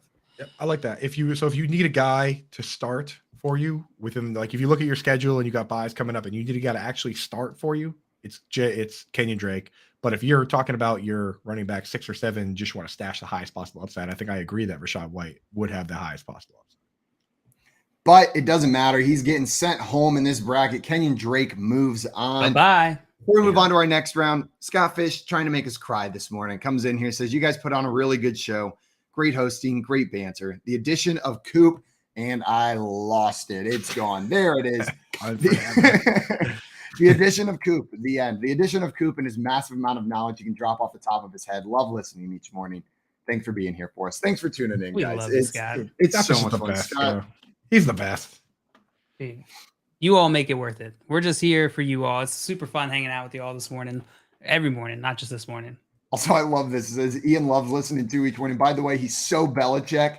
Lost both his games as a second high score to the top scorer in Scott Fishbowl and his kids' league. Barely seems phased. It's on to next week. Dude, on to next week. Honestly, Ian's going places. World, get ready for Ian Fish. I don't know if they're ready yet, but this kid is the real deal. I'm equally excited for him and terrified of him. He's not phased, although Melvin Gordon definitely showing up to the Fish Center this morning and his key isn't working. The door is not opening. Melvin Gordon, I'm sorry. You've got Fish on the other side of the door is shaking. No, that's Ian's up on the top, in the executive office, and he just closes the blinds, right? That's definitely what's going on over there this morning after last night. Guys, let's move on to the next round of our bracket. Now we're going to get some cross positional. Up next, we've got Taekwon Thornton, rookie wide receiver for the Patriots, going up against Marcus Mariota. JL, who do you prefer to pick up off the waiver wire? Sorry, who's the first name? Thornton, Taekwon Thornton. One QB league. One QB league. Oh, easy. Give me Taekwon Thornton. I want a skill position player always over the QB in one QB leagues. Unless same for me. Yeah, unless it were somebody would just lighten the world on fire. You know what I mean? Right. And it was sometimes week 2 or 3, there'll be that QB where it's he throws 4 touchdowns, 5 touchdowns, 4 touchdowns, and you Tua is kind of looking like that, where you got to get this guy. But at week 6, guys aren't showing up like that. You know what I mean? So give me Taekwon Thornton. It's definitely not Marcus Mariota. He's not going to all of a sudden start being amazing. Yeah. Gotta know what he is. As much praise as we get him, Tommy's right. The dude threw 14 passes. So. Man, but he looked good for 14 passes. It's Taekwon Thornton. It's Taekwon Thornton. It's Taekwon Thornton. It's Taekwon Thornton. Add that blazing speed to your bench. Dude's so fast. That jet sweep he had in that game was just oh man, is he quick?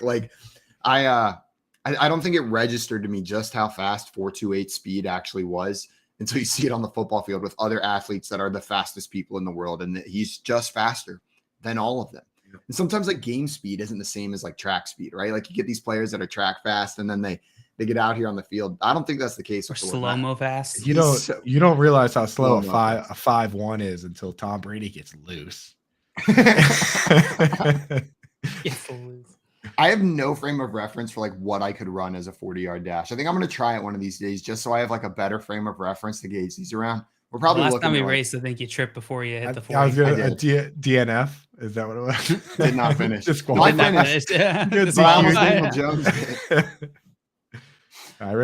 I ran a 40, I ran a DNF and a quick trip to the hospital. One of my worst childhood memories was at a swim team race, and I was so bad at swim team. Always came in last. I have so many 6th place ribbons, but I jump in and I'm winning. I see in the other lanes, I am freaking killing it. The problem was it was a breaststroke race, and I jumped in and swam the whole thing freestyle. So they still gave me my 1st place ribbon, but on the back they wrote disqualified. So I have a 1st place ribbon with the words disqualified written on the back, and I just I remember as I'm finishing my last lap, I realized oh my God, this is the wrong stroke. No wonder I'm winning. Of course I'm in 1st place. It's bringing a car to a bike race, and you're just I'm killing it.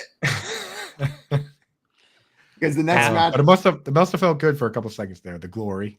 Oh, it felt so good. I was man, I just got so much better so quickly. I don't know what happened. 2 things before we move on. One, we need to, if Matthew Berry's at the next FSGA assignment, we need to get him to administer a race between us. We just need this full circle to happen. Second part, Hal said the crazy part is that all the guys on the football field are so fast, 300-pound man running 4.9, 40-yard. It is crazy. My brother, he's a walk-on center. He played for Maryland. He's a walk-on center, and he's 300 pounds, and he's always been super, super fast. They train these big boys to run. I've seen Vince Wilfork dunk a basketball wearing a pair of Timberland boots. These guys are freaks, dude. They're insane. Yeah. No, not a problem either. He didn't even think about it. It was literally off he missed a shot that hit the backboard and the rim. He just gathered it in one step and just went up and flushed it. And me and my buddies were like rolling on the ground. We were like, what's happening? Yeah, that was he used to come watch Kevin Falk play old man ball at the local YMCA. Like, it's just kind of cool that those guys were friends and stuff. Yeah. Dustin in here letting us know Kansas City restructured Kelsey's contract to free up $3.5 million in cap space. Scary stuff. Possible trade incoming. Working Grind saying they're going for Akers. Yeah, that's what this backfield needs. So that's a solid move. Trade Travis Kelce for another middling running back. Or Melvin Gordon over there to Dustin's adding that one, and Melvin Gordon to the Chiefs. Not trading for a running back. What wide receiver? We'll see. Odell. See Odell on the Chiefs. Dude. That would be something. And Dustin said just not CMC. That's where the Bills fan draws the line on that optimism, as if the Chiefs get CMC, then they're like, oh, well, shit. Like, there goes our Super Bowl run. Like, add CMC to that Chiefs offense. That is terrifying. We'll see what happens, though. That would be exciting. Our next matchup in this bracket, we've got Daniel Bellinger versus Kenyan Drake. Coop, you adding the rookie tight end, or are you adding the Ravens running back Kenyan Drake? So for me, I got to add Kenyan Drake. Again, running backs are just more valuable. I trust my ability to piece together tight end. Like, if we're talking about just a normal one tight end, non-tight end premium league, I got to add the running back, Kenyan Drake. Joe, what about you? Yeah, Kenyan Drake for me as well. It's Kenyan Drake for me too. Honestly, if you guys would have allowed it, I would have tried to push Dulcich all the way to the end of this bracket, just out of principle.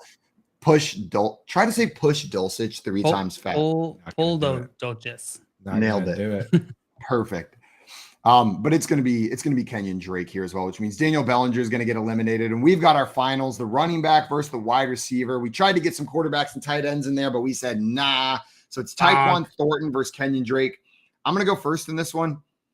It's going to be Taekwon Thornton, and it's for that. It's for the upside. It's for the upside of what Taekwon Thornton could be.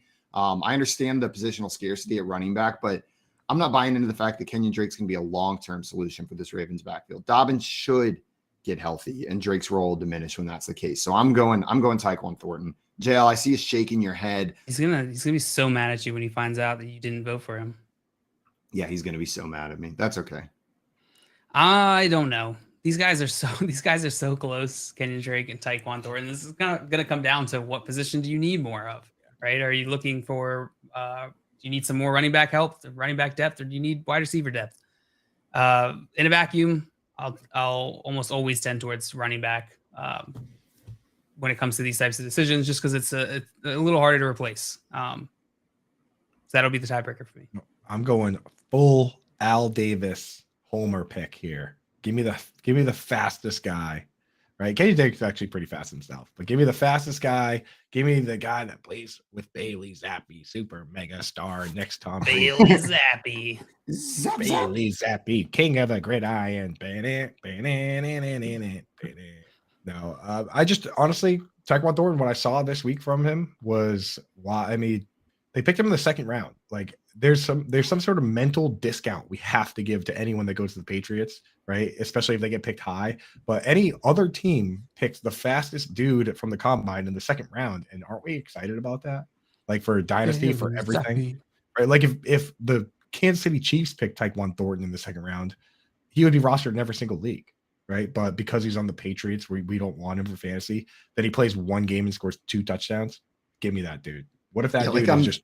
What if he's just awesome? You know? I'm still rostering Sky Moore in a couple leagues. Know what I mean? Like I didn't drop. I'm still holding on to Sky Moore because he's over there on the Chiefs. And Taekwon Thornton was rostered in like 1% of ESPN leagues. Like, it was like his rostership percentage was bizarrely low, even for being an injured rookie coming into the league. Sometimes you got to ask yourself, what if the Patriots accidentally one time picked a good wide receiver? You got to ask it. Working Grind wants to know, Hal asking, should he drop Dobbs for Taekwon Thornton? Romeo Dobbs for Taekwon Thornton. Similar upside. That's kind of just a lateral move in my opinion. Both have similar probabilities of being able to carve out a role in those offenses. On this one, I got to zip this shirt up so my Patriots shirt doesn't hear. I would take Romeo Dobbs. He plays every single snap, runs every single route. He plays with Aaron Rodgers. Got to be Dobbs. Got to keep Dobbs.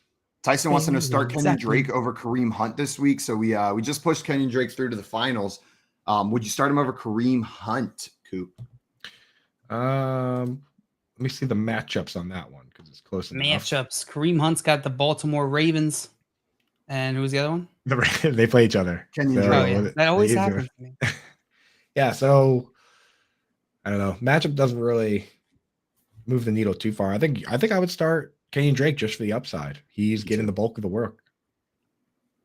I'm with you. It's Kenyan Drake. And apparently the Browns decided they don't want to run the ball. So Kareem Hunt may not even see any work. I'm expecting them to go 0 rush attempts this week. Just double down on this strategy. Cameron Brown makes a good point in the chat. Similar point to what JL made. You can never have too many good running backs. Just when you think you're all set, dude, the bad stuff happens. It's like you have to. One of my dynasty teams is insane. Like I'm just plagued by injuries every single season, and my team is just disgustingly good, but I'm just riddled with injuries. So like Jonathan Taylor, J.K. Dobbins, forget the other two I have, but similar types of running backs. Dude, you never have too many running backs. So Cameron Brown makes a good point. Unless you are just crazy with running backs right now, you probably have to add the running back. But Taekwon Thornton is more fun. That's a fact. We had another question here. Wanted to know, would you guys drop Myers or Deontay for Ayuk, Brandon Cooks, or Bateman? So for Brandon Ayuk, Brandon Cooks, or Rashad Bateman? Bateman, yeah. I pick up So if Bateman. you could get away with adding Bateman, so it sounds like this is a very shallow league if those guys are all on the wire, right? Yeah. But if Bateman's on the wire, that probably also means you don't have IR spots. If you could somehow get Bateman into an IR spot and add somebody else, that's a real power move. But I mean, if those guys are on the wire, I don't know if I necessarily need Jacoby Myers. He's kind of a boring player compared to a lot of that's what I was going to say. Is I'd add Ayuk or Bateman over Myers. If you have Deontay Johnson on your bench, dude, when are you going to start Jacoby Myers? Never. Yeah, Deontay Johnson. I would rather hold Brandon Ayuk and Bateman are the two names that stand out to me. Bateman over Ayuk, in my opinion. Why can't Bateman just be better and also healthier? It's a healthy thing and also offense thing. And skill. But once those come together, a little bit of personality. Once he starts being cooler and nicer and better and healthy, what's up? Fantasy Nav in here with the for real Bateman. Come on. Speaking of being cool, we got the coolster in here. I think we do. I got a question from all over this office. Right. Question from the Coolster. Good morning, Coolster. Coolster comes in. He says, 46. Am I playing Wandale or Alec Pierce this week? Thanks, fellas. That's the question, isn't it? You didn't say thanks, fellas. I threw that in there because I thought it'd be a little cooler. That's the question, isn't it? Where you going, JL? No, where are you going, Simon? You always ask me. Dude, yeah, I know. You guys are handling this question in the least cool way possible. No, you what do you know? It. Why don't you guys? One of you guys step up right now and be Mr. Cool and tell the Coolster who to start here. I'm starting Taekwon Thornton. Alec Pierce. It's Wando Robinson and Alex Pierce. Taekwon Thornton's not even. I'm going Alec Pierce.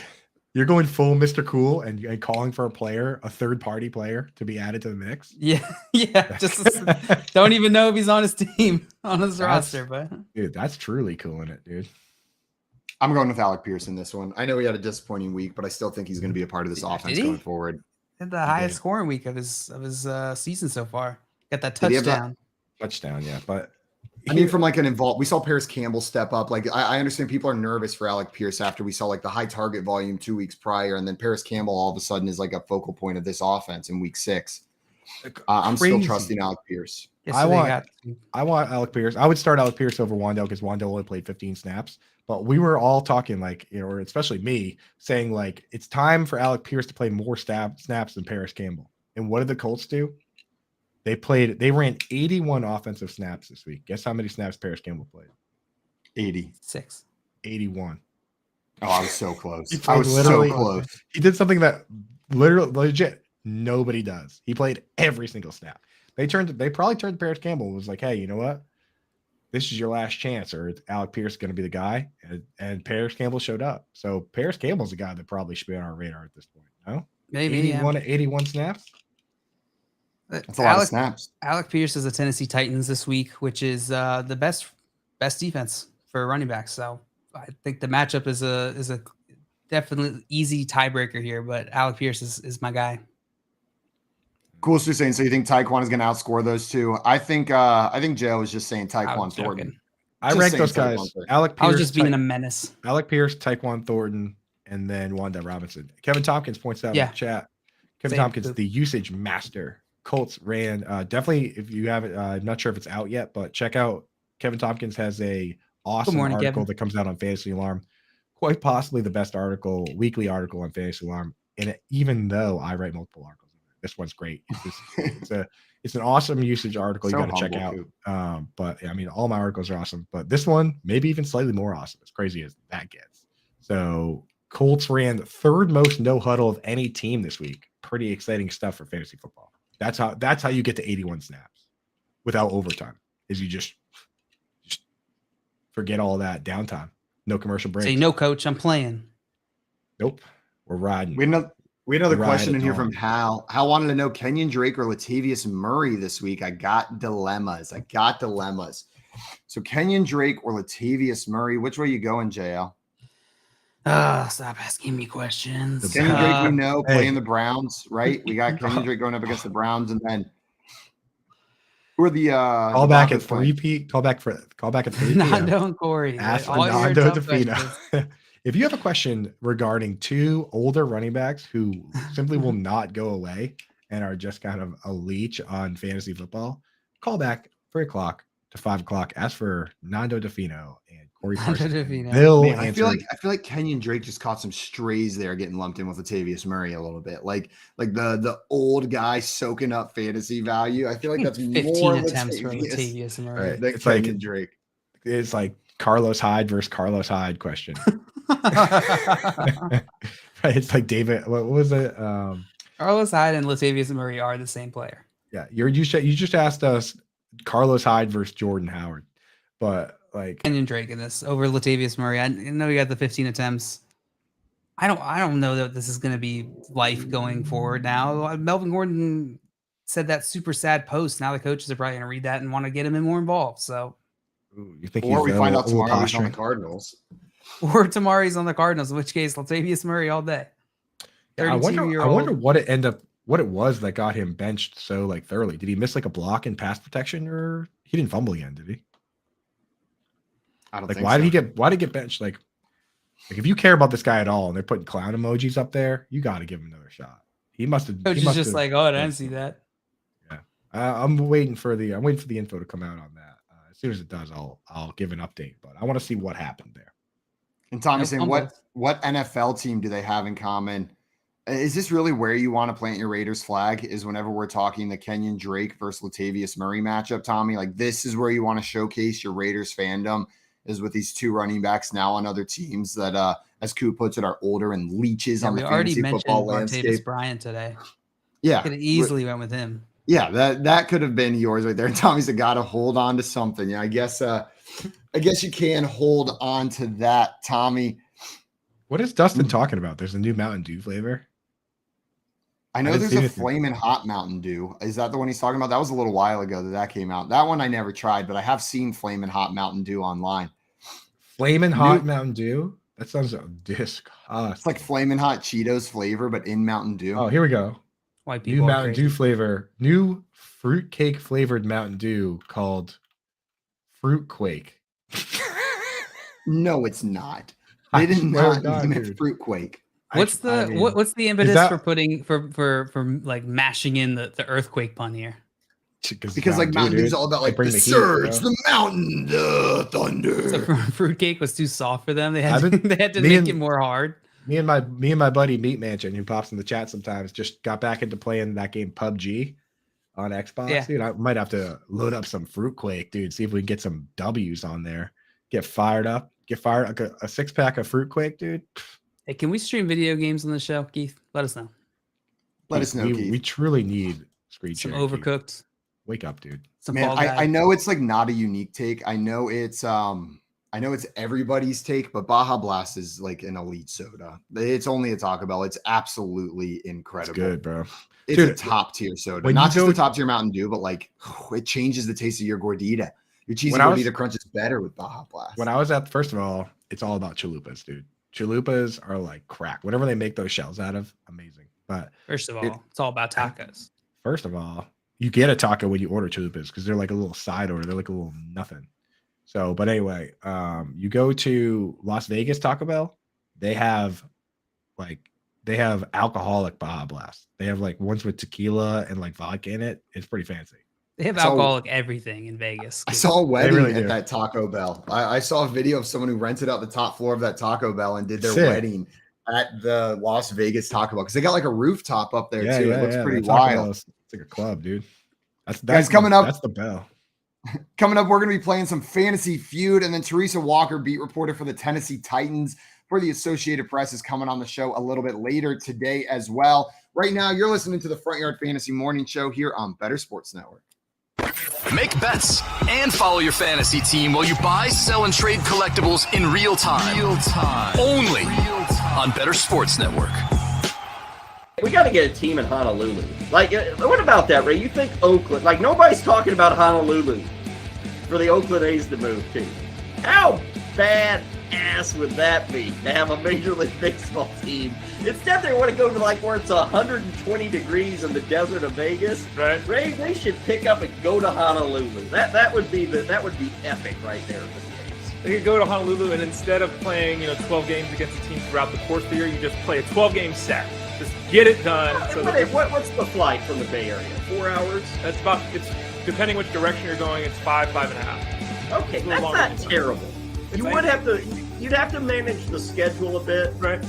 But it's doable. Like, you play your West Coast games and then maybe you give an extra day. Like you play in San Francisco through Sunday. Mm-hmm. And then you have your Monday off. Everybody gets their Monday off and then they play, out in Hawaii for 4 games. And they come back. It's very similar time-wise for us in California, in the Bay Area, to go to Hawaii as it is to go to New York. It's very similar. So, yeah, like you're saying, Giants do that to go to the Mets. The A's do that to go to the Yankees. They do it, so it would be very similar. They would be they've already got the baseball background. I mean, they're dominant. The island loves their baseball. And Ray, you could even rebrand the team from the Oakland A's to the Oakland Lays. You can do the Lays, Ray. Look at that. Good. That's actually, there's no way that would ever happen, but that's pretty good, Kyle. On the fly. I'm giving away like free marketing right here. Good work. Right on the show. The plan is for them to stay here, but the fans hate them. I don't know if the city likes them. They can't. I mean, it's embarrassing. I don't know. The plan There's a lot of land in Hawaii. Just think about the views, Ray, of the Pacific. It would put your crap ballpark in San Francisco to shame. Like, everybody thinks that's a good view. Right. They'd have like waterfalls and real palm trees and the Pacific Ocean. People trolling fire in the 7th inning stretch. They would make the Giants Park look like, the vet in Philly. It would look that awful if they moved to Hawaii. And then you go to your flip-flops or shorts. They serve Mai Tais. They give lays away. The first 5,000 fans, whatever. Well, everybody in the chat room loves it. Every time I get a compliment, I don't bring it up on the show. Oh, okay, sorry. I don't want to be that guy. Call, chat, enter contests in real time. It's Sports Talk 3.0 with Bettor Sports Network.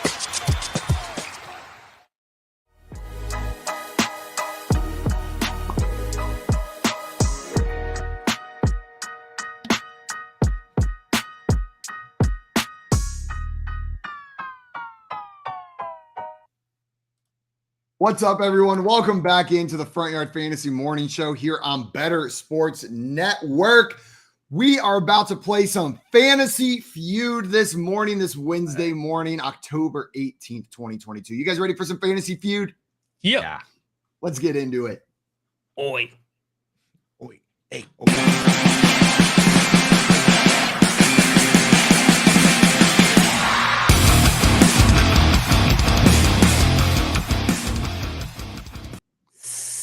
Fantasy Feud. You have to answer all of your responses in your best death metal growl is what you have to do. Sick breakdown, bro. Yours is actually really solid. JL, you go. I go. Yeah, let's hear your death metal growl, JL. What's funny is that was closer to my Chewbacca than my Chewbacca was. Your death metal growl right there. That was a better Chewbacca impersonation than I could have done.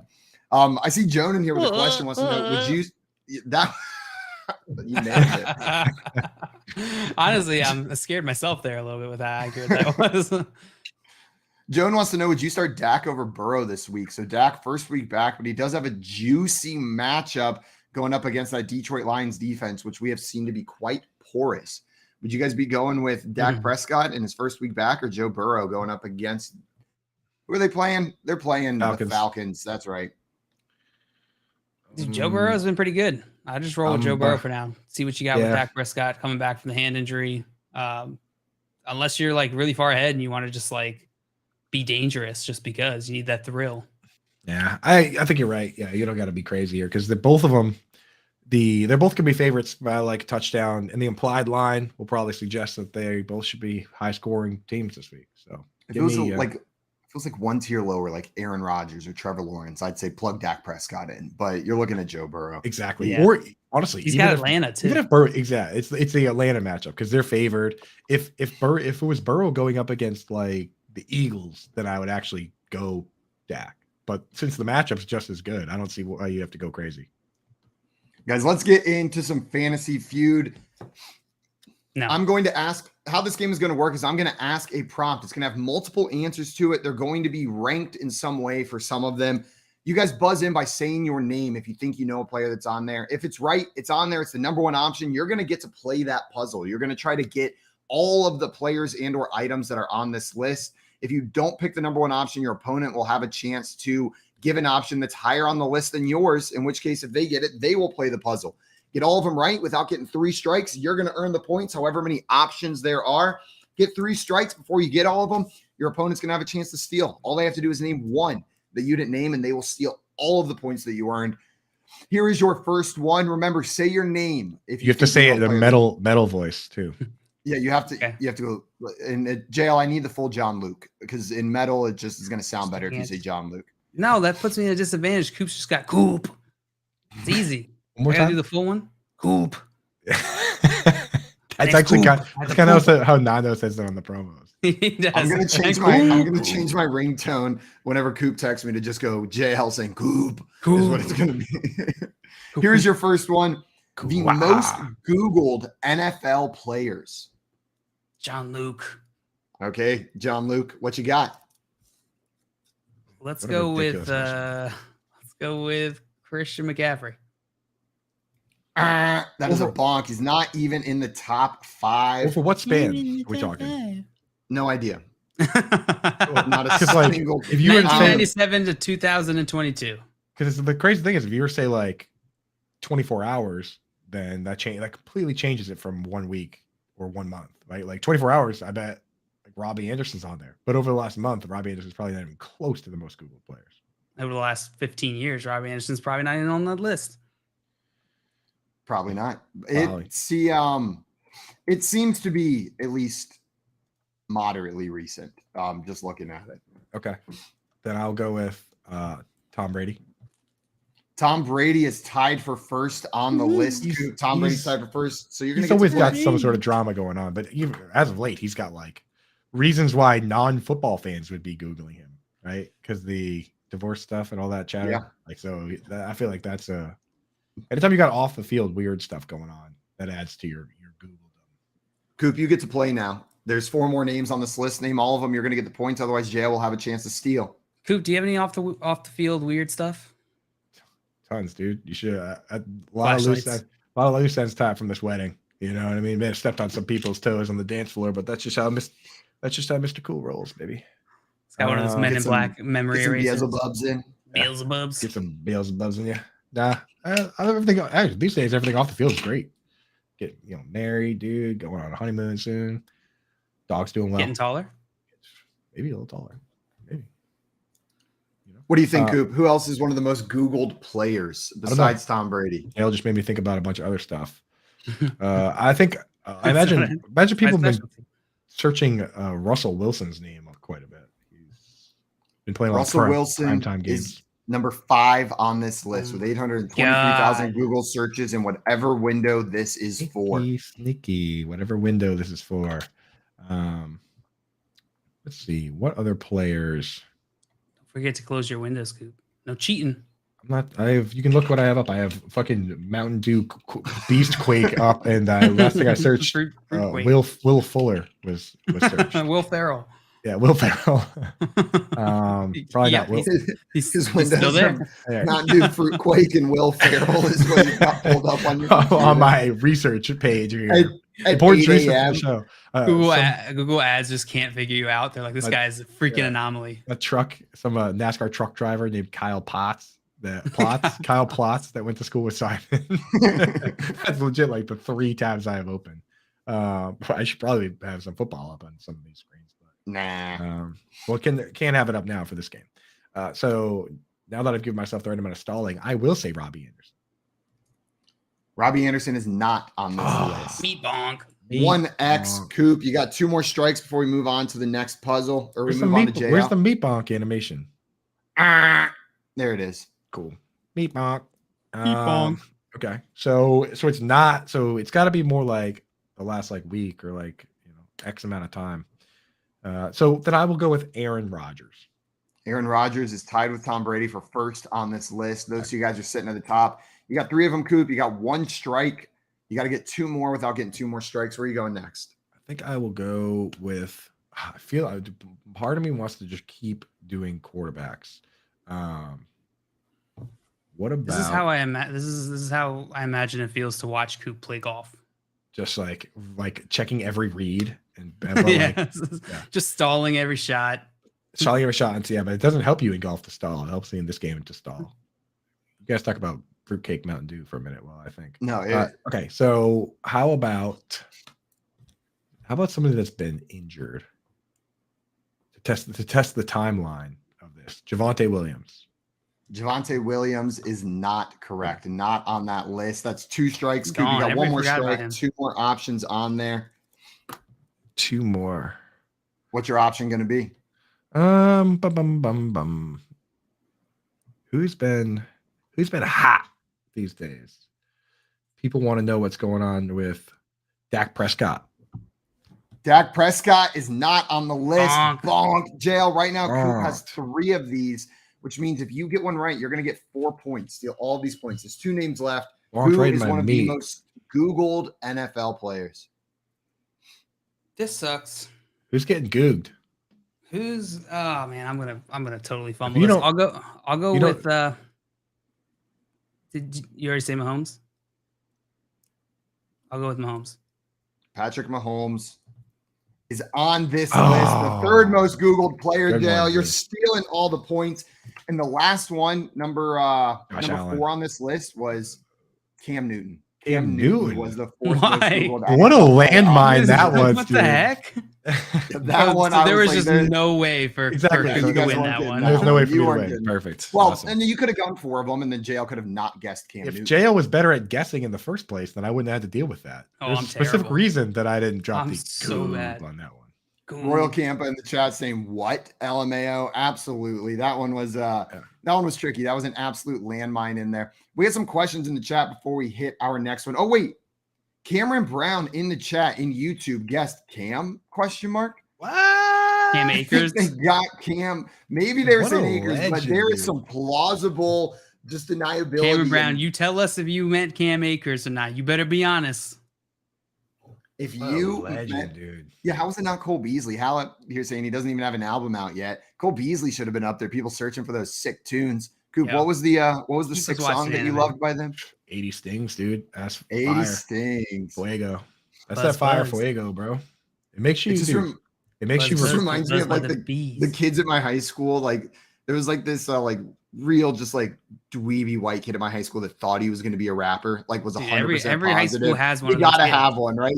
And I just remember the song. He's like 13 years old and he puts out a song that goes like strike like thunder, loud like lightning, F the police, they just trying to indict, man. I'm like, you're 13, man. You're not like, you're 13 years old. You haven't had a run-in with the police. Like I saw your mom drop off your lunch at school yesterday whenever she came in. Like she met you in the lunchroom. Like I'll never forget. And then Imagine Dragons stole that song and they made millions. I'll never forget that equivalent of that kid at my high school. And I'll never forget this memory of being in freshman gym and watching him engage in a rap battle against this other kid who's in our class, who's like Stephon Diggs' close friend. The dude just got wrecked, totally wrecked, just completely embarrassed himself. He was like a sophomore, and he's like going against a freshman. It was a big ordeal in freshman times. You got to root for the white kid. He's going up. No, absolutely do not. That kid was the worst. The kid at my high school was just the absolute worst person. Like just a nightmare of a human being right there. I was cheering against him no matter what. The odds were stacked. The odds were stacked, man. That dude was not killing it over there. We had some more questions in here. E wanted to know, got a trade offer, Saquon Barkley for Stephon Diggs. I have Justin Jefferson and DeAndre Hopkins, but my running backs are only David Montgomery and Brian Robinson. Should I accept? So trade away Diggs, get Saquon Barkley. They've got Jefferson and Nuke as their other wide receivers. This comes down to what strategy are you trying to employ, and it comes down like this is a totally fair trade. You're talking about two of the best players at their position. If you need to balance out your team, get a little more wide receiver depth, go for it. It sounds like when he says I have Jefferson and Hopkins, it sounds like it's a 2 wide receiver league. Do we know that? Sounds like it. 2 in a flex. We don't know that for sure, but it does. Then I'd go. Yeah, if he has Hopkins and Jefferson, then I would do that and go get Barkley. We have one more question in here from the gray area. The gray area said I was offered in a mid-first for Kenneth Walker. I'm rebuilding. I have 8 firsts this year, 4 of 5 of which will be top picks. So Kittle in a first for Kenneth Walker. I'm not taking that if you're rebuilding. Like you've already got the picks and you've got a star young running back. Like roll with Kenneth Walker, man. That's a good piece for a rebuild. Rebuilds shouldn't take more than a season or 2 in fantasy football. And Kenneth Walker's well within that window. So you're not worried about him being a running back. Kittle will turn 30 next year too. Like that's a trade you do if you have one of the top 2 teams in your league and you can win this year. Then you trade for Kittle. In this case, I'm not trading for Kittle. No. Yeah, you're projecting a mid-first. Rule of thumb that I like to follow is just I almost always just assume middle because you never know where you're going to land, where your league mates are going to land at the end of the season. Almost never just based off of like how we perceive power rankings essentially in the beginning of the season. I don't know. This trade's kind of interesting to me. I could see going either way. If you're really bullish on this class that's coming in, getting a first round pick might be Kenneth Walker and George Kittle for free. But there's risk, right? You might not get a Kenneth Walker, might bust. That pick is going to appreciate over time until that draft. So there's a few things to consider there. I don't think it's necessarily a bad trade one way or the other. No, I'm with you guys. Let's get into our next round of Fantasy Feud. We have another one. A reminder, buzz in by saying your name. If you get it right, you're going to get to play this one. For this next one, we pulled one Simon and asked him players Simon is most upset about this fantasy football season. There are 5 responses. Damn. I already got in. Coop buzzed in first. Coop, throw one out there. Darnell Mooney. Darnell Mooney is number 1 on the list, Coop. You are going to get to play this puzzle. Clarification question. Yes. Fair moderator. At what point can we call our own name or buzz in? Is it after you spot so as soon as you start talking, you can buzz if you want to buzz in with limited information, you are free to buzz in with limited information. Thanks a roundabout way of calling me a cheater, JL. But I'm within just curious. I'm just trying to understand the operating rules here. You know how I understood I appreciate you checking those limits, but Coop found them as well. I checked the limits. And he gets to play. Coop, you got one of them. There's 4 more names on this list. Can you name them? No strikes so far. Gonna be difficult here, I think. Do we know the Simon that we pulled? It's me. I'm the Simon. Now, the part of it, I think part of this has to be can I at least ask one question? Like, can we, are there injured players on the list? Like, can you be disappointed because of injury or we're talking just fantasy performance? Because that's the way the question was worded to me. I'm going to read it to you again. Yeah. Okay. It's not fantasy disappointments. The question was worded to me. Player Simon is most upset about this fantasy season is how it was pitched to me. I'm not going to provide any further clarification. That is the question I was asked, and my answers are according to the wording there. I think that's fair. Okay. Then in that case, I'll say Russell Wilson. Russell Wilson is not on the list, so that is 1 strike. Not that I'm not upset, I guess. He just didn't make the cut. There's the beat bonk. Yeah. Okay, so most upset. How about Cole Kmet? Cole Kmet is not on the list. No Cole Kmet either. That's a good guess, though. He was on my short list. He almost made it in the top 5. It's 2 strikes. 2 strikes. The first one was so easy that it's making these other ones a little more bit difficult trickier for me. All right. Most disappointed about. Most upset about. Most upset about. Most upset about. How about Love playing this game. Javonte Williams? Javonte Williams.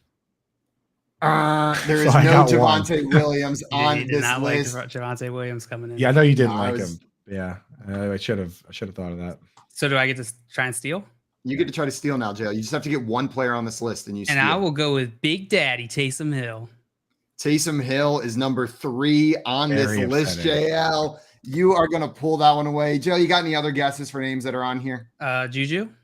Juju is not on there, but that's a great one. I should have put him on there. I'm still holding out hope, I guess. Most No, I was upset. trying to think if DeAndre there's Swift. No, there is one injured player on there, and well, I guess 2 now technically. But Rashad Bateman is a player. I drafted Elijah Mitchell everywhere. I Yeah. drafted him in every single league. I That think was Rashad, very yeah. upsetting to see him go down early. Kyle Pitts, disappointing. Drafted a lot of Kyle Pitts, and then the last one, and it honestly has more to do with DJ Moore, but it's Baker Mayfield. Like, it's the double whammy with Baker Mayfield, where like not only am I sad about Baker, but I'm also sad about DJ Moore. So I put Baker Mayfield in that. and bottom Robbie slot. Anderson because he's not there anymore. And Robbie Anderson because he's not there anymore. That was my exact logic on this one, JL. Joe, you're going to get 2 more points, putting you steady lead. Coop's gotten to play both puzzles, but you've done nothing but steal his points away from him. Let him do the work, and then you swoop in and take them over there. Hallen, you had a question for us. You want to know, can Heineke save my 14-team Superflex squad? No, he cannot. Try again next week. No. I mean, That's like calling for a superhero to come save you, and like Mr. Magoo shows up. Mr. Bean. I mean, usually things in the end turn out okay for Mr. Magoo, but it's not pretty. Mr. Magoo. Mr. Magoo. I don't even know who Mr. Magoo I have is. no idea who Mr. Magoo is. Mr. but it Magoo sounds was like- this dude that was like, Oh, I know who Mr. But he's- Magoo is. he's- I was thinking of like blind. He's just like, What's- what's the dumb movie with that one guy who's friends with Steve Martin? People are gonna kill me. He's a very famous comedian, wildly famous comedian, and he's really good friends with Steve Martin. Martin Short. Is he the one? Only Mr. Murders? Megorium's Martin Short. It's Martin Martin Short, Short. Oops, yeah. People that's a bad one to forget his name. But I was thinking of Mr. Megorium's Wonder Emporium whenever you said Mr. Magoo with Martin Short in it. Just that's immediately what came to mind. Were you alluding to Only Murders in the Building? No, I was alluding to Mr. Megorium's Wonder Emporium. Oh, well, Steve Martin and Martin Short are in Only Murders in the Building. They have like a stand-up special together, which is why I was referring them together. Like they perform together on stage. Oh, and that's Dustin Hoffman, anyways. I was Mr. gonna say Megorium's Martin Wonder Short Emporium. not even in that show. Yeah. In my brain, that's Martin Short as Mr. Megorium's Wonder Emporium. Like in my brain, that's been replaced. Mr. That's Magoo hilarious. probably even more famous than Mr. Megorium's Wonder Emporium. But Yeah, mean, I that's would just, imagine so. you know, That's not like a cinematic maybe masterpiece. my over circle's a little different, perhaps. there. You hit all the Absolutely. questions? Yeah, I think we hit all the questions. Guys, before we get into our next puzzle, I wanted to give everyone a heads up. We're doing another sick giveaway here on the Better Sports Sick. Network. Make sure you're listening to Moose and Keith today at 11 a.m. Eastern time for your chance to win an Allen Iverson signed Philadelphia 76ers jersey. Woo! That's hot right there. To be eligible, you need to download the free Better Sports Network app, register, and just be listening today at 11 Eastern, 8 Pacific. That is AM, not PM. It's courtesy of gettingthegame.com and Better Sports Network. You don't got to buy anything. You just got to be 18 or over and not have won in the last 90 days. Allen Iverson signed jersey. That's pretty sick. That's pretty cool. AI jersey, dude. That could be a sick day for a Philly sports fan, right? Like the Eagles are the last remaining undefeated team. They beat their rival, the Cowboys, this weekend. The Phillies still alive in the playoffs hunt, and then you win an Allen Iverson signed jersey. Like you're just living the Philly sports dream life if you win that jersey. You don't. What more do you want? You don't have to even. You don't have to be a Philly fan. No, absolutely not. I'm just like daydreaming about the guy who's like riding such a sports high and then wins this jersey. Keith, our New York sports fan, says I will fart throughout the intro into your headphones if I guess he hates the Philly sports teams. Oh, I thought he was just making a suggestion. No, I think he's saying if I don't stop talking up Philly, he's gonna fart through my headphones over and over and over. What a weird threat. You know what? He's been farted on by enough Philly fans that's his only defense mechanism. Every time the Jets fans show up, the Philly fans are just running up. They hold him down. Are you coming to my house to fart in my headphones? Or he's beef stewing you hard is what he's doing. That'd be awful, dude. Please no. Into my actual headphones, dude. Because then next time I go and do the Bane mask move, you're gonna spray a big old mouthful of Keith bum. Yeah. So I don't even know why he said he was going to do that, but whatever it is, can we just make sure we don't do that? I'm in, Keith. Count me in. I'm going to take the punt to the face from Pat McAfee, and then I'm going to take the Keith farts in my headphones. It's just a good Wednesday. Today's not Wednesday. That's a good. Today's Thursday. Today's Tuesday, right? Nope. I hope we don't have the beat writer that's going to be on with us for the Titans. She's tuning in now just to see what the show's about. It's probably still pretty. And we're talking our producer farting into our headphones is what we got going on right here. Lisa Walker is coming on now to talk about that. If you need a crash course in FYF, the last couple minutes will give you everything you need to know about farting in headphones. Guys, Teresa Walker is going to be joining the show ever so briefly, beat writer for the Tennessee Titans. We got some questions about this Titans franchise that we want to talk to her about this morning. You're listening to the Front Yard Fantasy Morning Show here on Bettor Sports Network. And follow your fantasy team while you buy, sell, and trade collectibles in real time. Only on Bettor Sports Network.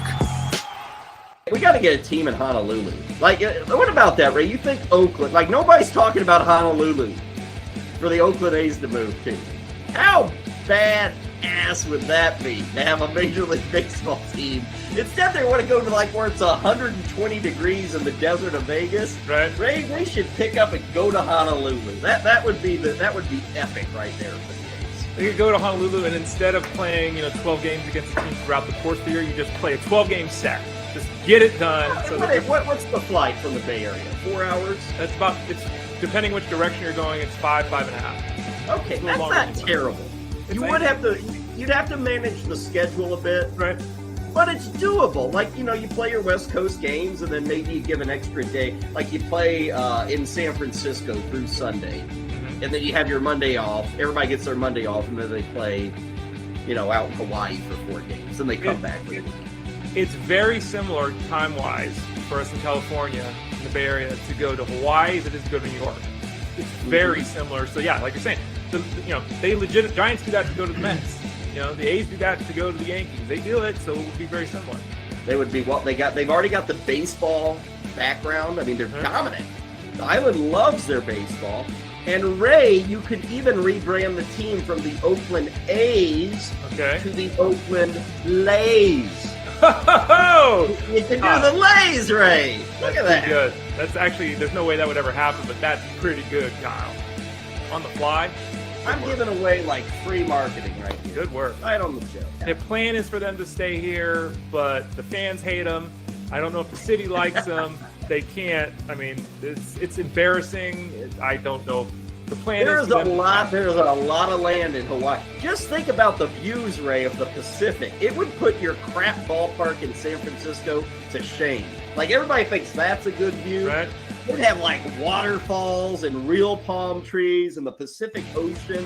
People trolling fire in the 7th inning stretch. They would make the Giants Park look like, the vet in Philly. It would look that awful if they moved to Hawaii. And then you go to your flip-flops or shorts. They serve Mai Tais. They give Lays away. Or, the first 5,000 fans, whatever.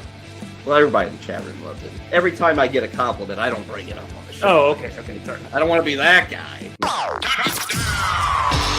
Call, chat, enter contests in real time. It's Sports Talk 3.0 with Bettor Sports Network.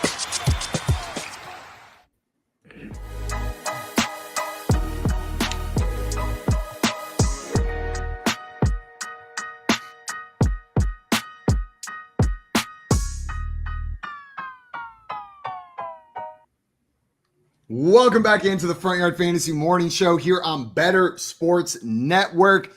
We are about to talk to our Tennessee Titans beat reporter, Teresa Walker. Before we do that, though, a couple reminders I wanted to throw out there for you guys. We are running a FanDuel contest this week. We will announce the winner Sunday. But each week, we're going to be running a FanDuel contest this season. If you win, you can get a sick piece of merch from the Front Yard Fantasy merch shop, whichever one you want. You can get Inches by Simon, the cool underpants, where I'm just showing you I'm showing you that I'm number one is all that I'm doing in that picture. Or we have a sick new shirt up on the website. If you are a fan of Start Sits and Salutations with Joey Wright, we have a new Oh Hi Club up on the website that is sick. I know our winner from 2 weeks ago picked that one. They're going to get one of those in their mailbox sometime soon.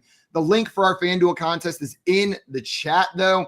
So just click on that link in the YouTube chat, and you can join our FanDuel contest and have your chance to win your piece of clothing from the merch shop or coffee mug. I guess that could be clothing if you wanted to wear it, if you're brave enough. Okay. Some merch, dude. Yeah, you can get some merch. Jay wants to know, will I sign the underpants? Yeah, if you are the first person to purchase the underpants with my face on them on our website, I will sign them for you. You can have autographed Inches by Simon underpants. Who wouldn't want that? I need this Oh Hi Club. Sure. It's pretty sick, isn't it? It's pretty sick. Now that I've been on this show for, I don't know, 75 hours, I should probably get a little merch. You know? Probably. Maybe get a little merch going, you know? Yeah. I think we can send some merch out to you. What you got to do before we'll send you merch, Coop, is you have to get the Front Yard Fantasy logo tattooed somewhere on your body. It's like, how are we going to give you a temporary shirt with our logo on it if you're not willing to have the logo permanently? I already have it. Might change it Oh, too. Coop's like, oh yeah, done. I mean, we're not going to change it. I did it like, years ago. Yeah, no, I have it going. It's like a ponytail, except I just shaved the square where the ponytail would be and got it right there. So back of my head is shaved with a. So the complete opposite of a ponytail is what you're saying. The lack of hair back there. I like it. It's at the ponytail spot. It's at the ponytail spot, except a pony hole. It's a pony hole. It's the inverse ponytail. Yeah. Don't call it a pony hole. Kind of a big. You can't say that. Big hit at the wedding. I like Al's option, a noni tail. It's a noni tail. Ooh, G-Man J in the chat. They have a Grimace Gang shirt in the works, dude. Oh, and here come the spam bots. Yeah. We say Grimace once. No, we say noni tail, and all of a sudden the spam bots are in here. The porn bots are like, the Tinker bots are in the chat. Like, here we go, dude. The noni tail. Noni tail. Somebody say bony hole in here. Yeah. Better Al. That's why you're the idea, man. That's why you're. Can we get some flexes in the chat for hit that fun button for Al. Hit that fun button. Get your flexes up for Better Al. I always read it as Better AI, so I just assume Al is an AI bot. A better one. Yeah, they're those flexes, baby. Yeah. A degenerate. Strong arm them, baby. Yip skittle to do. Also, Joey, and you're saying coconut bra. Nah, FYF coffee mug bra. Yeah, that's the move. If you want 2 coffee mugs, we can probably make that happen. You put yourself together a nice little top, your Sunday game watching experience. And then if you need to pour yourself a beer, you just lift a cup right here and drink it like that. It's pretty handy. Weird to challenge Al to a wrestling match first time I see him next. I think. What did you say? Is it weird if I challenge Al to a wrestling match the first time I see him next? I don't think it's weird, but I think it's stupid. I think you're going to get your ass kicked. You get whooped. I think he's going to just whoop you. Al, I do saying he's not scared at all. Taylor's like, yeah, that's the goal, to get my ass kicked by Al. That's what I want right there. I wouldn't fight the Williams brothers, dude. The two of them probably seen their fair share of tussles, fair share of tag. If I don't have much of a chance with just Al, I don't think I'm going to take him and his brother then. Yeah, you can't fight him, dude. Can't fight him. You know what? I'll take both of yous. Tommy's saying he's selling tickets now. Selling tickets to the fight. Yeah, what are the odds? What odds you Daddy get? Deutsch taking bets in the crowd. I got like minus 800 on Al. Minus 800 on Al to win that fight. JL, you know what? Those are some pretty fair odds. I think so. That. Yeah. You think you would take that? Coop, who you taking? You taking minus 800 at the house on it, dude. It's free money. That's free real estate. What's my money line odds at? Money line straight up to win this game, probably plus 12. No, I see three guys talking, and then I see the blank spot, and I can hear anything. I've got a button up at the top, publish only off. Hey, guys in the chat, can you hear that? Can you hear that? Down at the bottom. That's it. Going on in the background. I'm in Chrome. Yes, they can hear that. Okay. Someone's got a button. There we go. Sorry about that, guys. We got a question in here, a very important question. Dustin wants to know who wins in a 3-way fight between the hosts. So the 3 of us fight. Who wins that? Just so you guys know, I fight pretty dirty. So if there's any bricks, in the area. Oh, okay. So I see what kind of fight it is. Yeah. Oh, yeah. Nobody is beating Simon. I think it's got to be Simon too. I'm usually a humble man. I think I'm taking this one down. I think this is a category. You guys beat me in most other things. I will never say anything nice about you, Simon, that I didn't mean, but I've watched you wrestle a pledge at Mountain Weekend, and it was truly one of the most terrifying things I've ever seen. You want to know the best part about that? My current girlfriend of 5 years, that was her boyfriend at the time before we really knew each other. The person you saw me wrestle, that was her boyfriend. She was watching. You guys went full feats of strength over a girl? No, it was not about the girl at the time, but little did we know that's what it was eventually. Things are getting primal over at Clemson. Yeah, that planted the seed. She was like, when she heard you shriek at the start of that fight, she was like, "This is my guy." Yeah, because that's how I picture. That's how I picture any fight starts with like a shriek, like ah. Dave A. Snyder saying you don't have a girl. You caught me, man. It's all been a big farce. I'm eternally single. Hey, what are you talking? She goes to school in Canada. You wouldn't know her. You wouldn't know her. She's from out of town. She's from out of town. You wouldn't know She was literally just here last weekend. Yeah. But she's not here whenever you're coming next. And Hal wants to know, do you still have your singlet somewhere and you do not want to see me in it? It is not a pretty look. I wrestled in a much different weight class than where I am now. It is not pretty over there.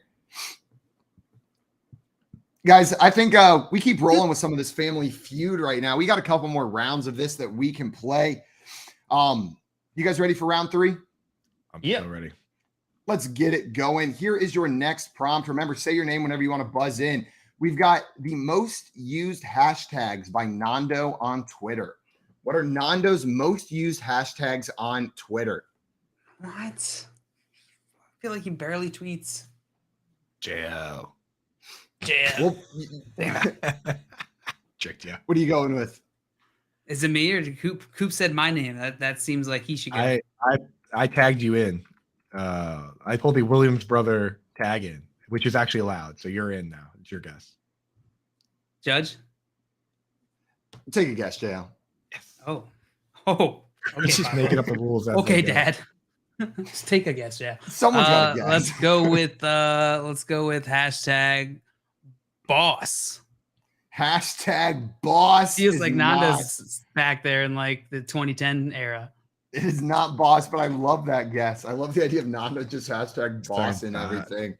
Yeah. Coop, you got a guess of what's on here? Is it hashtag Winnie the Pooper? It is not hashtag Winnie the Pooper. And when Keith was texting me about this one, he's like, someone's going to guess Winnie the Pooper, and it's not on there. There's no Winnie the Pooper. It had to be. This is going to be something random. It's going to be like AMC or some stupid. Hey, this one's back open if someone wants to take another shot. Wall Street bets. Games. Hashtag girl boss. Hashtag girl dad. Hashtag girl dad. Hashtag Doge. Let's go with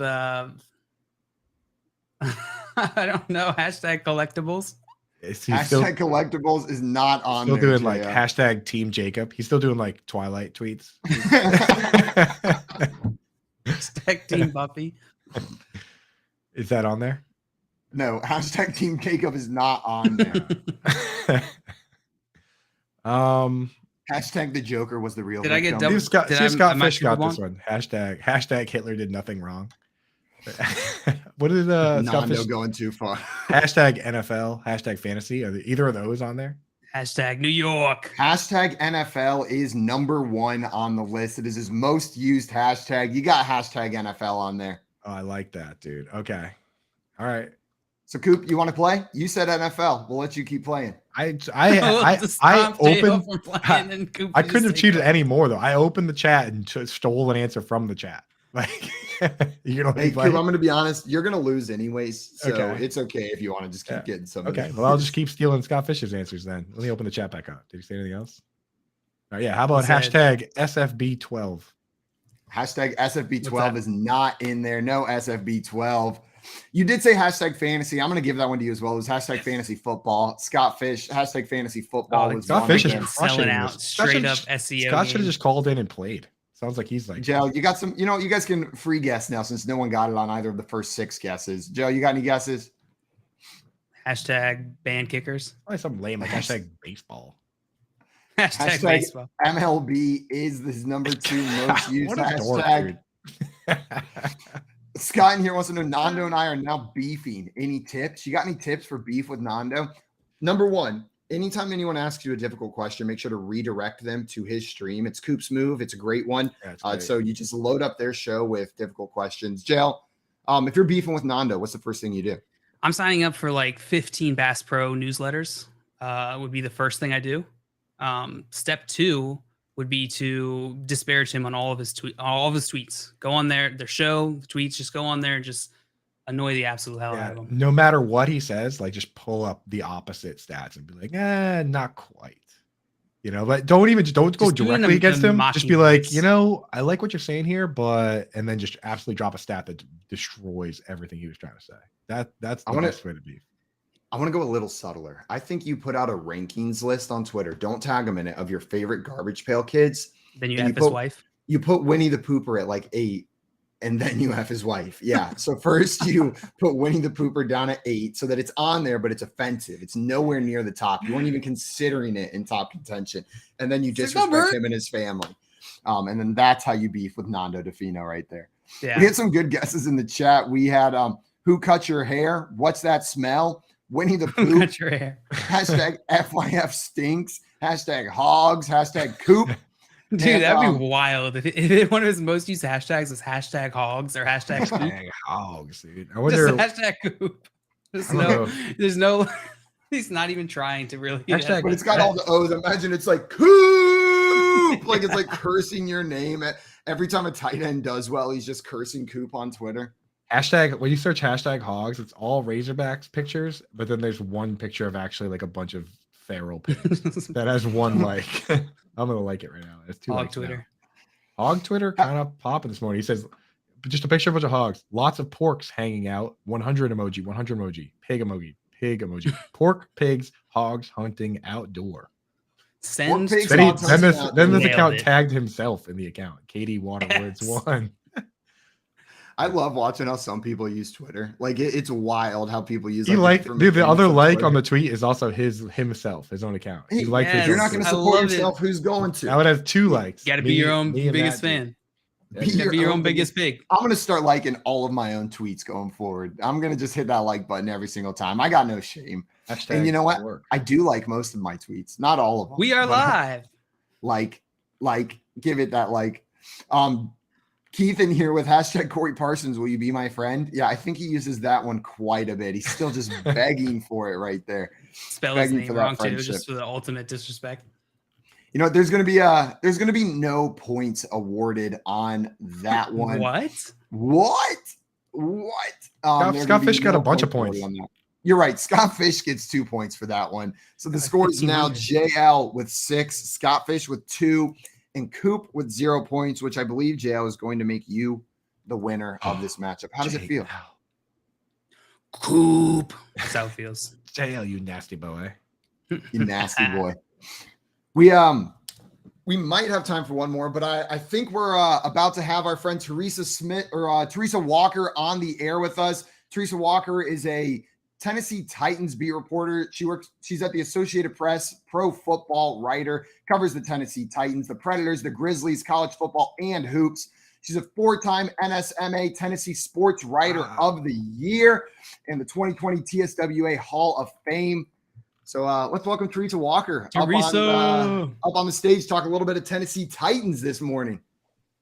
Teresa, can you hear us? Well, I can. Can you hear me? And can you see me? Technology has not been our friend this morning. That's crazy. It is. Your stream, you sound crisp and it looks great. So whatever you guys did, you figured it out. You figured it out. We're so glad to have you on. Well, my pleasure to join you. I've got somebody standing on the roof, with some aluminum foil, trying to make sure that the Wi-Fi signal works. It's dedication. Hollering down. The funny years. Yeah. I love that, dude. It's Keith, isn't it? It's our producer. He's on your roof, standing up there with tinfoil. Right? God, he'll do anything for the show. We give him so much crap, but he's a guy. Well, thank you for joining us. I appreciate you putting in the effort. Absolutely. I see someone in the chat already saying Buffalo needs your running back, calling for Derrick Henry over to the Buffalo Bills. That's the first comment we get about the Titans in here. But man, Derrick Henry's a monster, isn't he? Every year he just looks like he's breaking the mold. He has shattered my expectations year in, year out. It's got to be fun having a player like that on your team. Well, here's the thing. Think about last year. He was leading the league in rushing when he broke his right foot, and he still finished 9th in the league, despite missing the final 9 games of the season. And if he had not broken the foot, he was on path to join Emmitt Smith since the 90s as the first guy to lead the league 3 straight seasons. So, and now he's, yes, they've had the bye week, but he's put together back-to-back 100-yard games. And if not for penalties and a couple of others, guys, he'd be a little bit higher up the standings in rushing as we speak. Yeah, I'll tell you, with Derrick Henry, and I've said it before in the show, whenever I'm watching Red Zone, there's always that moment where Derrick Henry first comes on my screen and my brain just goes, what is that thing? Like, it's just like, when he first gets that run, you're like, oh my God, this guy is he's just built completely different than every other player out there, right? Like, he is, in my opinion, the most fun to watch. Derrick Henry is just an absolute animal. Oh, well, here's the thing. The first time he showed up on the field, he really does look like he should be over with the linebackers, right? I mean, he's 6'3", 247. I covered Eddie George, who was also 6'3", but Derrick just looks bigger. Derrick is bigger through the upper body. Now, granted, he had a broken foot a few months ago, so that means you're working more up on the upper body. We've seen the videos of him using the strap, doing the pull-ups and things like that with the chain around the neck. I mean, he does the most insane workouts that a trainer can imagine. So, I'm curious to see what he ends up doing this year, because it feels like, guys, he's just now getting into rhythm. Yeah, and the best part about watching him is he's so big, and then you just see him outrunning guys on the field. People can't catch him, and it doesn't look like he's moving fast. And ballerina, like everyone massive else ballerina. is like slow motion moving behind him as he just takes off down the field. Like, it's absolutely absurd to watch. We had a question. Derrick Henry, since from weeks 3 to 6, he's running back 4. Just in sorry, I'm looking at the wrong side here. Impressive. Yeah, super impressive. What was the question, Simon? We had a question from. I was gonna say he's running back 3 from weeks 3 to 6. Our fantasy points, pretty wild. And they were on bye week last week. Turning it on. Yeah. Tommy in here wanted to know, with Burks on IR, who's the wide receiver 2 there? So I think a lot of people are excited about this rookie Treylon Burks. I know I was, but they got to make other plans there. Who's the second wide receiver on this team now? Well, Nick Westbrook-Akine, he's a guy who undrafted out of Indiana, and he knows every position on the field, and Ryan Tannehill has confidence in him. I mean, against the Washington Commanders, when they needed a big pickup, that's who he went to for a throw. Robert Woods, the guy they picked up in trade from the Rams, he is their number 1 receiver, but it's definitely Westbrook-Akine. And don't sleep on Kyle Phillips. For a kid who was a 5th-round pick, he is a guy who is now healthy. He had a shoulder that kind of slowed him down a couple games, but he now looks healthy, and I'm expecting him to get a lot more attention as well from Ryan Tannehill.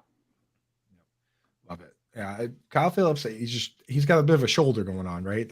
Otherwise, he'd probably be playing a little more snaps, you think, or is it just because he's a rookie that they're limiting him a little bit? It was definitely the shoulder. If you remember the first 2 games, he, especially in Buffalo, he took a punt that he muffed. It went off the shoulder, the left shoulder. That was the shoulder that was bothering him. He was not on the injury report before the Washington game. So it looks like maybe, especially with a bye week, he should hopefully be past that. And let's put it this way. They love the precise route running. They've named him the professor already because he understands route concepts so well. And he worked his way quickly up into the rotation with Ryan Tannehill and that number 1 offense with how quickly he can get in and out of his routes and be where the quarterback's expecting him to be. So that's why I'm expecting him to have a decent year this year as a rookie. I love that. That's incredibly important for rookies, because we just talked about it yesterday. Tavon Austin, the complete opposite, where he came out and said the playbook looked like Spanish to me as a rookie. So the fact that this kid can come out and figure it out that quickly, that's huge for these guys, because I mean, these can be complicated offenses. Now I want to ask you about I cover tight ends a lot with my fantasy research. Austin Hooper, he's kind of had a slow start. splitting snaps a lot. I know they like Jeff Swaim as a blocker, right? So, but Swaim's not really running a lot of routes. Do you think Hooper gets more involved as we move forward, or do you think this is kind of the way they like it? You got the one blocking tight end, the one pass catching tight end, and that's how it's going to be. What are your thoughts on that so far through 5 games? I'll admit, I thought Hooper would be far more involved based on, how quickly he and Tannehill seemed to connect during the offseason program and training camp.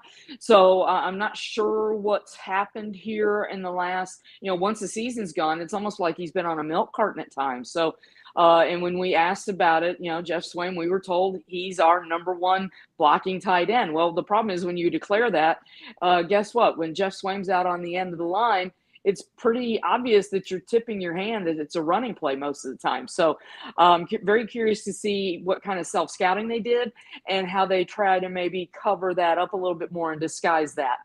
I was just thinking the same thing doing my research, because not only is it the run plays, but he's blocking on a good chunk of his pass plays, Jeff Swaim. This past week, 81% of the plays he was in the game, he was blocking. So if you and I are sitting here saying they're tipping their hand, defenses are probably starting to say that too, right? That this guy's, you don't have to account for him. Well, and here's part of the problem is they're on their second left tackle. Dennis Daly is starting because Taylor Lewan is on IR and out for the rest of the year. And, especially against Washington, Montez Sweat just was bull rushing Dennis Daly and eating Ryan Tannehill's lunch. So they kind of had to chip in and give him some help. So one thing Mike Vrabel said Monday was that they're kind of looking at things, and I'm really curious to see what that ends up looking like because, let's face it, you get to a certain part of the season and it's getting late early when it comes to certain positions. When you're trying to find maybe a third left tackle, sometimes you gotta make some chicken salad out of Dennis Daly. And, they acquired him right before the season from Carolina to do what he's doing and be that backup. Unfortunately, they're having to give him some help at times. Jeez. We had another question here that I wanted to bring up. Tennessee's currently leading that division, sitting at 3-2. Though it is a close division, it's competitive. Colts sitting there at 3-2-1. Jaguars knocking on the door at 2-4. Do you think anyone else has a chance of winning this division, or do you think the Titans are the best team here? In my mind, it's the Titans coming home with this. When I picked the AFC South, I picked the Titans to win. I mean, they're the 2-time defending champ. It's something that winning 3 straight division titles that this franchise has not done since the early days of the AFL in the 60s. So it's been a while, but they have Derrick Henry, they have Ryan Tannehill, and Kevin Byard and Jeffrey Simmons. Those 4 pieces are just, the pieces that they have built this team around. Now, you look at, I know that the 6th different quarterback in Indy, everyone was excited about Matt Ryan, and yay, they finally beat Jacksonville.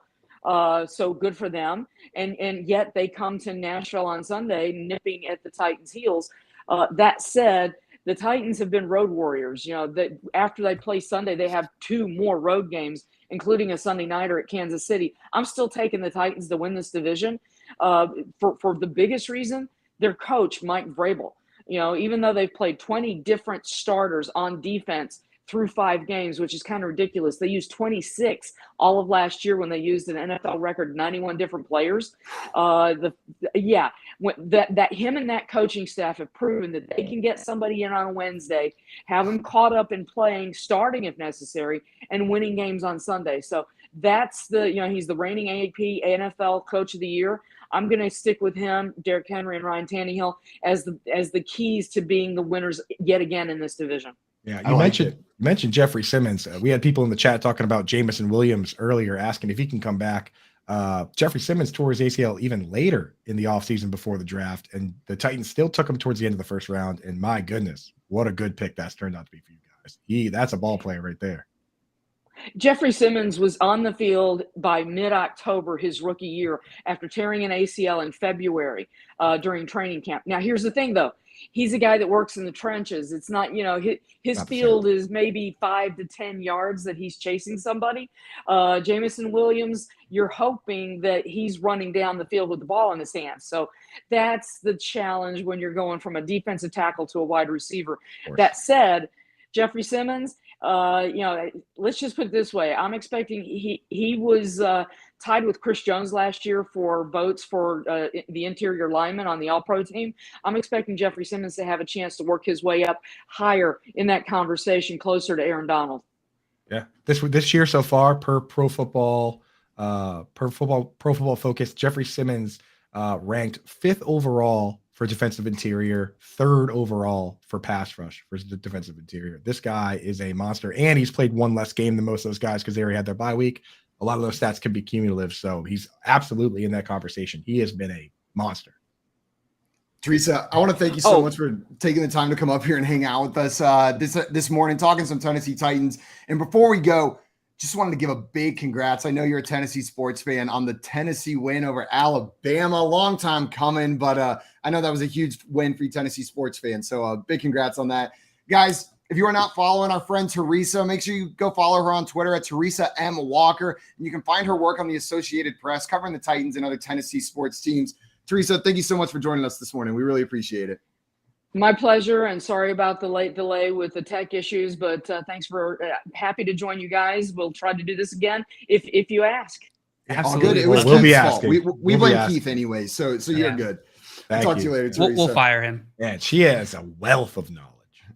Guys, we are out of out of here for today, though. We are out of time. We'll be back tomorrow from 7 to 10 a.m. Eastern time. So looking forward to seeing you then. Until tomorrow, though, goodbye, everyone. Bye-bye.